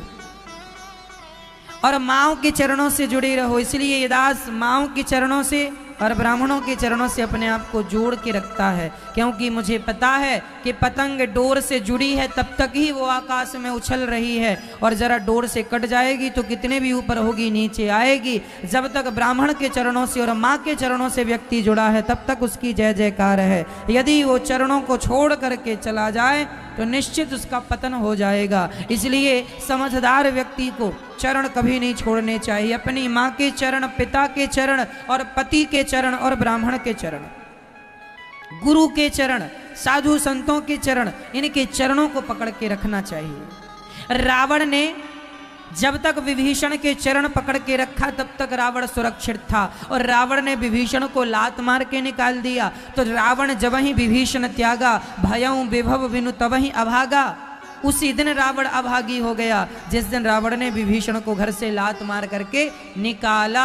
आप अपने से बड़ों का जिस दिन अपमान कर देते हैं, जिस दिन अपने से बड़ों का त्याग कर देते हैं, उसी दिन आप अपने खुशियों का, अपने सुख का त्याग कर रहे हैं। उसी दिन आपसे लक्ष्मी जी नाराज हो जाएंगी। इसलिए कभी भी अपने से बड़ों का त्याग ना करो, उनका अनादर, उनका अपमान, तिरस्कार ना करो। ब्राह्मणों की सेवा ईश्वर की सेवा जैसी है, माँ की सेवा भगवान की सेवा जैसी है, गुरु की सेवा भगवान की सेवा जैसी है। हाँ मैया, ये दास अनिरुद्ध इसलिए सेवा करता है क्योंकि आप किसी से पूछ कर देख लो, कोई भी पुराण उठा लो, कोई भी पुराण के साथ कोई भी वेद उपनिषद उठा कर देख लो, सब में सेवा ही लिखी हुई है, सेवा का ही फल मिलना है। इसलिए सेवा करने लग जाओ, यही सबका सार है। सारम सारम समुद्रतम। भक्ति क्या है? भज सेवायाम धातु से भक्ति बनती है, सेवा ही भक्ति है बस। भगवान ने शाल्व और दंतवक्र का उद्धार किया है। भगवान के परम सखा का नाम है सुदामा। कृष्णस्यासीत् सखा कश्चित् ब्राह्मणो ब्रह्मवित्तमः विरक्त इंद्रियार्थेषु प्रशांतात्मा जितेन्द्रियः। भगवान के परम मित्र का नाम था सुदामा, परम सखा का नाम था सुदामा। सुदामा जी कैसे कपड़े पहनते थे? कुचैलम मलिनम क्षामम ध्वजम धमनि संतितम। आहा, फटे पुराने कुचैले। एक होता है मैला, मैला मतलब गंदा हो गया कपड़ा, उसे मैला कहते हैं, मैला हो गया कपड़ा। मैला एक कुचैला, कुचैला क्या? मैले से भी मैला, वो भी फटा हुआ कुचैला। कहा गांव में लोग कहते हैं ना, मैले कुचैले कपड़े, मैले कुचैले, मैले मतलब गंदा, कुचैला मतलब बहुत गंदा, कुचैला। तो मलिनम, कुचैलम मलिनम क्षामम, मलिन। सुदामा जी के कपड़े कैसे थे? गंदे थे। सुदामा जी के कपड़े गंदे थे मैया, मन पवित्र था। भगवान ये नहीं कहते कि तुम कपड़े ब्रांडेड पहनो, भगवान ये नहीं कहते कपड़े साफ रखो, भगवान ये कहते हैं मन को साफ रखो। सुदामा जैसा मन हो तो कपड़े फटे और पुराने भी चलते हैं, पर यदि मन गंदा है तो फिर देखो दुर्योधन के 56 भोग भी नहीं चलते हैं। दुर्योधन के कपड़े बड़े साफ सुथरे थे। दुर्योधन का सिंहासन सोने का था, भगवान के लिए रखा था, थाली सोने की, भोजन 56 प्रकार के, लेकिन भगवान ने उसके कुछ भी स्वीकार नहीं किया क्योंकि उसकी व्यवस्थाएं सुंदर थी, मन सुंदर नहीं था। सुदामा जी की व्यवस्थाएं सुंदर नहीं है, पर सुदामा जी का मन सुंदर है। और जो मन का धनी है वो भगवान को निश्चित पाएगा। निर्मल मन जन सो मोहि पावा, मोहि कपट छल छिद्र न भावा। सुदामा जी कृष्णस्यासीत् सखा कश्चित्, ब्राह्मण है ये, ब्रह्मवित्तमा। ब्रह्मवित्तमा का अर्थ क्या है? 5 घर से ज्यादा सुदामा जी मांगते नहीं हैं, जितना में इतने में मिल जाए तो ले लेते हैं, बाकी भगवान का चिंतन करते हैं, ज्यादा हाय हाय नहीं, जो विधाता ने दे दिया। विरक्त, सुदामा जी विरक्त हैं, आसक्त नहीं है कि इंद्रियों को जीत चुके हैं सुदामा जी। प्रशांत आत्मा। सुदामा जी के घर में खाने को रोटी नहीं है मैया, पर सुदामा फिर भी प्रसन्न रहते हैं। प्रशांत आत्मा लिखा है। सुदामा जी कैसे रहते हैं? आज करोड़पति आदमी मुस्कुराता नहीं है, और सुदामा जी के घर में 2-2 दिन चूल्हा ना जलने पर भी सुदामा मुस्कुराते रहते हैं, मुस्कुराते रहते हैं। इसलिए कहता हूं हर हाल में प्रसन्न रहने की आदत बनाओ। एक आदमी बहुत पैसे वाला था पर कभी मुस्कुराता नहीं था, एक आदमी गरीब था लेकिन खुश रहा करता था। ये बताओ पैसा होना जरूरी है या होठों पे प्रसन्नता, हृदय में प्रसन्नता होना जरूरी है? क्या जरूरी है? पैसा बहुत है पर आदमी प्रसन्न नहीं है तो पैसा किस काम का? और प्रसन्न है आदमी तो घास की झोपड़ी में भी यदि आप प्रसन्न हैं तो आप करोड़पति से कम नहीं हैं, और आप सोने की लंका में भी आप यदि दुखी हैं तो फिर आप दुखी है ना, तो सोने की लंका का भी करोगे क्या? प्रसन्नता तो आई नहीं। इसलिए क्या जरूरी है माँ? प्रसन्नता। इसलिए सुदामा जी प्रशांत आत्मा, जितेंद्रिय, भोगी नहीं है, भक्त हैं, इंद्रियों को जीत चुके हैं। काम क्रोध लोभ, लोभ तो है ही नहीं, जो मिल रहा है संतोष है सुदामा जी के पास। सुदामा जी के परम सखा का नाम है, सुदामा के मित्र का नाम है श्री कृष्ण। सुदामा जी की मां और सुदामा जी के पिता, सुदामा जी के पिता का नाम है धर्माध्वरी, धर्माध्वरी सुतः सुदामा। सुदामा जी के पिता का नाम क्या है? धर्माध्वरी। ऐसा हमारे गुरुदेव भगवान ने नाम बताया। सुदामा जी के माता पिता बचपन में गुजर गए, कोई पालनहार नहीं, यहां वहां भटकते हैं।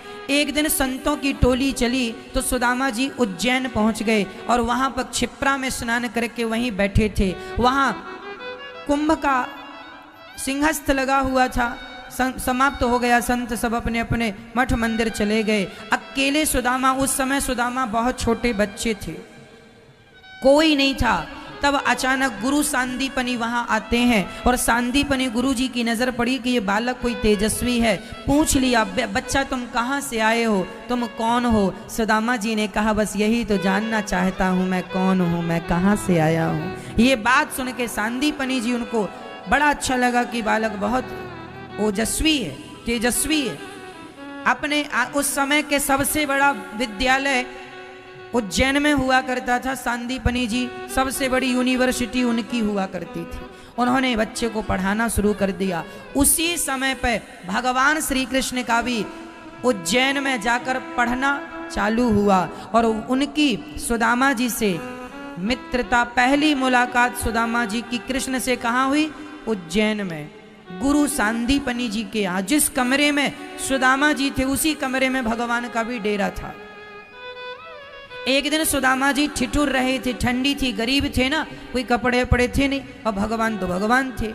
जब सुदामा जी ठिठुर रहे थे ठंडियों में, तब भगवान ने अपना एक कपड़ा, एक पीतांबर उड़ा दिया और सुदामा जी ने ओढ़ लिया। सवेरे देखा कि बढ़िया पीतांबर है। सुदामा जी ने धुलकर उसे वापस किया, श्याम सुंदर आप रख लो। सुदामा जी से भगवान ने कहा, मित्र आप ही रखो।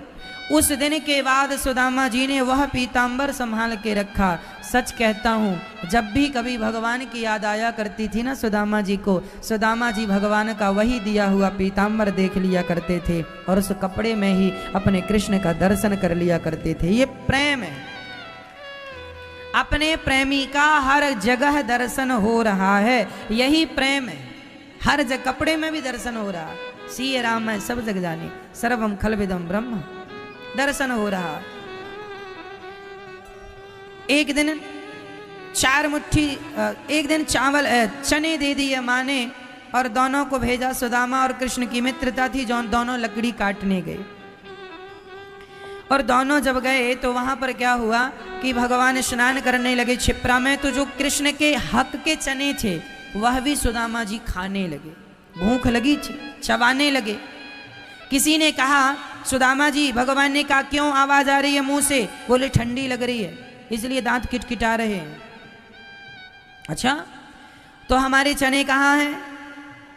एक्चुअली हुआ ये था, हमने सुना कि जो चने भगवान श्री कृष्ण के लिए माँ ने दिए थे वह चने श्रापित चने थे। श्राप उन चनों में लगा था। एक्चुअली चने की पोटरी कुछ चोर वहां से चुरा कर भाग रहे थे। एक भिखारिन थी, उसके वो चने थे। तो चोरों को उस भिखारिन ने श्राप दे दिया कि मेरी तो संपत्ति के नाम पे मुट्ठी भर चने थे, तुमने वो भी चुराए, जाओ जो खाएगा वो सदा के लिए दरिद्र हो जाएगा, गरीब रहेगा।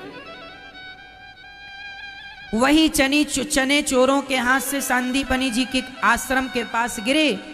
सांदीपनी जी की माँ पत्नी अर्थात गुरु माता को लगा कि चने बाहर तो उठाकर ले आए और वही पोटरी चने भूंज कर वही दे दिया श्री कृष्ण को। सुदामा को लगा कि ये श्रापित चने हैं, यदि कृष्ण खाएंगे तो दरिद्र गरीब हो जाएंगे। कन्हैया, गरीबी आए तो मेरे माथे आए, मेरा मित्र गरीब ना हो। इसलिए सुदामा ने कृष्ण के हक के चने भी खा लिए, इसलिए खाए। सुदामा जी ज्ञानी थे।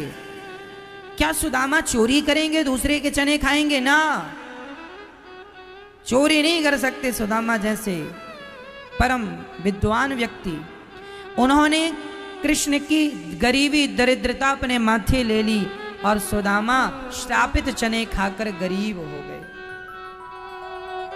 गरीब हो गए। देने वाले किसी को गरीबी ना दे, जान ले ले मगर बदनसीबी ना दे। सुदामा जी गरीबी में गुजर बसर करते हैं, लेकिन शिकायत नहीं है कि भगवान मैं तुम्हारा इतना बड़ा भक्त हूं और तुमने हमें दिया क्या, कोई शिकायत नहीं। सुदामा जी हर हाल में प्रसन्न रहते हैं, खुश रहते हैं। आज सुशीला के यहाँ स्वयं भगवान भिक्षुक बन के आए, कहा भिक्षाम देही। सुशीला ने कहा महाराज हमारे घर खाने का कुछ नहीं है, तो आप अपने पति को द्वारिका क्यों नहीं भेजती हो? आज पता चला कि मेरे पति के मित्र द्वारिकाधीश है। 4 मुट्ठी चावल सुदामा से कहती हैं सुशीला जी जाओ मित्र से मिल के आओ, दर्शन करके आओ, कुछ मांग कर लाओ। सुदामा जी बोले हमें मांगा नहीं जाएगा, क्या हम मित्र इसलिए बनाए कि मांग लें? सुदामा जी खाली हाथ कैसे जाएं? सुशीला 4 घर से 4 मुट्ठी चावल लेकर के आ गई और उसी कपड़े में बांध कर दिया, उसी कपड़े का एक कोना फाड़ दिया। जो कपड़ा कभी भगवान ने सुदामा जी को उड़ाया था, उसी कपड़े का कोना फाड़ कर उसी में चावल बांध कर दे दिए। मानो सुशीला कहती है कन्हैया यदि अपने मित्र को गरीबी में भूल भी गए हो तो अपने पीताम्बर को याद रखना जो कभी आपने उड़ाया था, देखो इन्होंने वो संभाल के रखा। इसलिए उस कपड़े में, जिस कपड़े में चावल बांधकर माता सुशीला ने दिए, वो कपड़ा भगवान का ही दिया हुआ कपड़ा था। सुदामा जी 4 मुट्ठी चावल कांख में दबा कर चलते हैं। चले श्याम सुंदर से मिलने सुदामा, गाते हुए मन में हरे कृष्ण रामा। चलते चलते चलते चलते चलते चलते चलते थक गए, पेड़ की छांव में आकर बैठ गए। किसी से पूछा भैया ये कृष्ण कहाँ मिलेंगे, द्वारिका कितनी दूर है? जिससे पूछा वो हंसने लगा, बोले बाबा तुम्हारी शरीर की एक एक हड्डी नजर आ रही है, तुम मर जाओगे, हमें नहीं लगता कि तुम्हारा शरीर द्वारिका पहुंच पाएगा क्योंकि द्वारिका बहुत दूर है।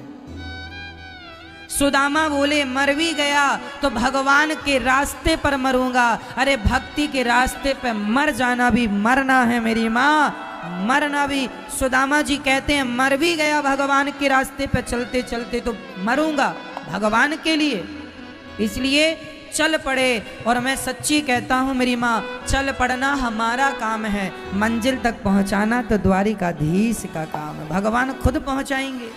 चल पड़िए आप बस विश्वास के साथ, और जो विश्वास के साथ चलता है ना तो पंगुम लंघयते गिरिम यत कृपा तमहम वंदे परमानंदम माधवम। जब भगवान की कृपा हो तो लंगड़ा भी पहाड़ लांघ जाता है, तो फिर भला सुदामा जी द्वारिका क्यों नहीं पहुंचेंगे? भगवान गाड़ी लेकर आए, सामान्य रूप बनाकर गाड़ी पे बिठाए और सुदामा को कहते हैं हम द्वारिका जा रहे हैं, बाबा चलोगे? सुदामा चल पड़े। आपके जीवन में जो आपके सहयोगी हैं, समझ लेना कि परमात्मा ही इस रूप में आपका सहयोग करने आए हैं।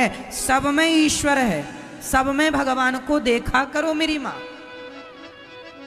सबको भगवान माना करो, सब ईश्वर ही है। देखने का अपना अपना नजरिया है, जो कि आज की कथा में हमने पहले सब्जेक्ट को कह दिया। सब भगवान, भगवान के सिवा कुछ नहीं, पर लोग नहीं मानते, क्या करोगे? सुदामा जी चले, द्वारिका पहुंचे और वहां द्वारपालों से कहा भैया क्या हम कृष्ण का दर्शन कर सकते हैं? कह दिया हाँ हाँ कर सकते हैं। और द्वारपाल दौड़ कर गए और सुदामा जी का हाल द्वारपालों ने सुनाया। क्या कह दिया? शीश पगाना जगा तन में यही जाने को आही बस के ही ग्रामा। धोती फटी सी लटी दुपटी और पाए हो पासन की नहीं सामा। द्वारे खड़ो रोज दुर्बलो एक रहो चकी सो वसुधाया भी रामा। पूछते दीन दयाल को नाम बतावत आपनो नाम सुदामा। पूछते दीन दयाल को नाम बतावत आपनो नाम सुदामा। ज्यों द्वारिकाधीश ने नाम सुना मित्र सुदामा आया। सुदामा सुदामा दौड़ पड़े भगवान और सुदामा को देखकर सुदामा को हृदय से लगाते हैं। मित्र तुमने बड़ी देर लगा दी। सुदामा ने कहा कन्हैया देर मैंने नहीं, देर तुमने लगा दी। कब से तेरे द्वार पर खड़ा हूँ। भगवान हृदय से लगे हैं। सुदामा जी अब कहते हैं मित्र गले से लग गया हूँ, दर्शन हो गए हैं, आज्ञा तो अब मैं वापस जाऊंगा। सुदामा वापस जाने लगे। भगवान ने हाथ पकड़ लिया। मित्र कहाँ जा रहे हो? अभी सेवा करना है, तुम्हें कुछ देना है। सुदामा ने कहा अब देने को रहा क्या, सारी दुनिया के सामने तुमने अपने गले से लगाकर, अपने हृदय से लगाकर जो मुझे दे दिया है वो शायद कोई मुझे ना दे सके। तुमने मेरा सम्मान बढ़ा दिया है, मेरी इज्जत बढ़ा दी। जिसे लोग भिखारी कहा करते थे आज उसे द्वारिकाधीश ने गले से लगाकर उसका सम्मान बढ़ा कर दिया है। जिसे कोई स्वीकार ना करे मैया उसे गोविंद स्वीकार जरूर करते हैं। बस एक बार अपने आप को समर्पण कर दीजिए उनके श्री चरणों में। परिणाम भगवान को अपनी आसन पर बिठाकर नेत्रों के जल से चरण धोते हैं। देखे सुदामा की दीन दशा, करुणा करके करुणा निधि रोए। पानी पराते को हाथ छुओ नहीं, नैनन के जल से पगे धोए। पानी पराते को हाथ छुओ नहीं, नैनन के जल से पगे धोए। चरणों को पकड़कर धोया है भगवान ने। जल नहीं तो नेत्रों के जल से धुल दिया। नेत्रों के जल से इतना प्रेम। सच कहता हूं मेरी माँ, प्रेम का मूल्य संसार के लोग क्या देंगे, प्रेम का मूल्य तो भगवान चुकाते हैं। सुदामा को आसन पर बिठाकर गले लगाकर चरण धोए नेत्रों के जल से, यही प्रेम का मूल्य है। सुदामा जी ने, भगवान ने कहा कुछ दो खाने को। भाभी ने क्या दिया? 4 मुट्ठी चावल छिपाने लगे। पोटरी भगवान ने छीनी, कपड़ा पहचान गए और सुदामा जी ने 4 मुट्ठी चावल क्या दिया मेरी माँ? 4 मुट्ठी में धर्म अर्थ काम मोक्ष दे दिया प्रभु। न अर्थ न धर्म न काम रुचि, गति न चाहु निर्वाण। जन्म जन्म रति राम पद, यह वरदान नया। जो बात भरत जी ने कही वही बात सुदामा जी कह रहे हैं। 4 मुट्ठी चावल क्या इशारा कर रहे हैं? ना अर्थ चाहिए कन्हैया, ना धर्म ना काम ना मोक्ष। आपके द्वार पर धर्म अर्थ काम मोक्ष मांगने नहीं आया, ये तो मैं आपको दे रहा हूँ। आप जानो काम जाने, मुझे देना है तो सिर्फ अपने चरणों की भक्ति देकर ही विदा करना।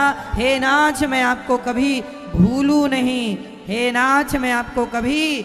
उसमें से 2 मुट्ठी चावल भगवान खाते हैं और तीसरी मुट्ठी खाने लगे। रुक्मणी जी ने हाथ पकड़ लिया, भगवान ने सब दे दिया, आप खाओ। 2 मुट्ठी चावल लेकर 2 लोकों का स्वामी बना देते हैं भगवान सुदामा जी को। इतना सा लेकर इतना देते हैं, केवल भगवान दे सकते हैं और कोई नहीं दे सकता।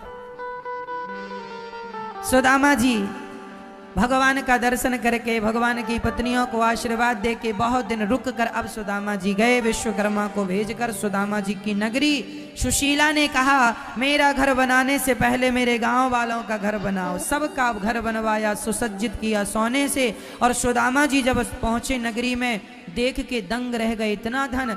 सुदामा रोने लगे, कन्हैया पहले आकर ये कहो कि मुझे अहंकार नहीं आएगा, तब मैं आपकी इस नगरी में प्रवेश करूंगा। धन मिल जाए तो भगवान के चरणों में झुक जाना चाहिए, इसलिए कि प्रभु आपने धन दे दिया।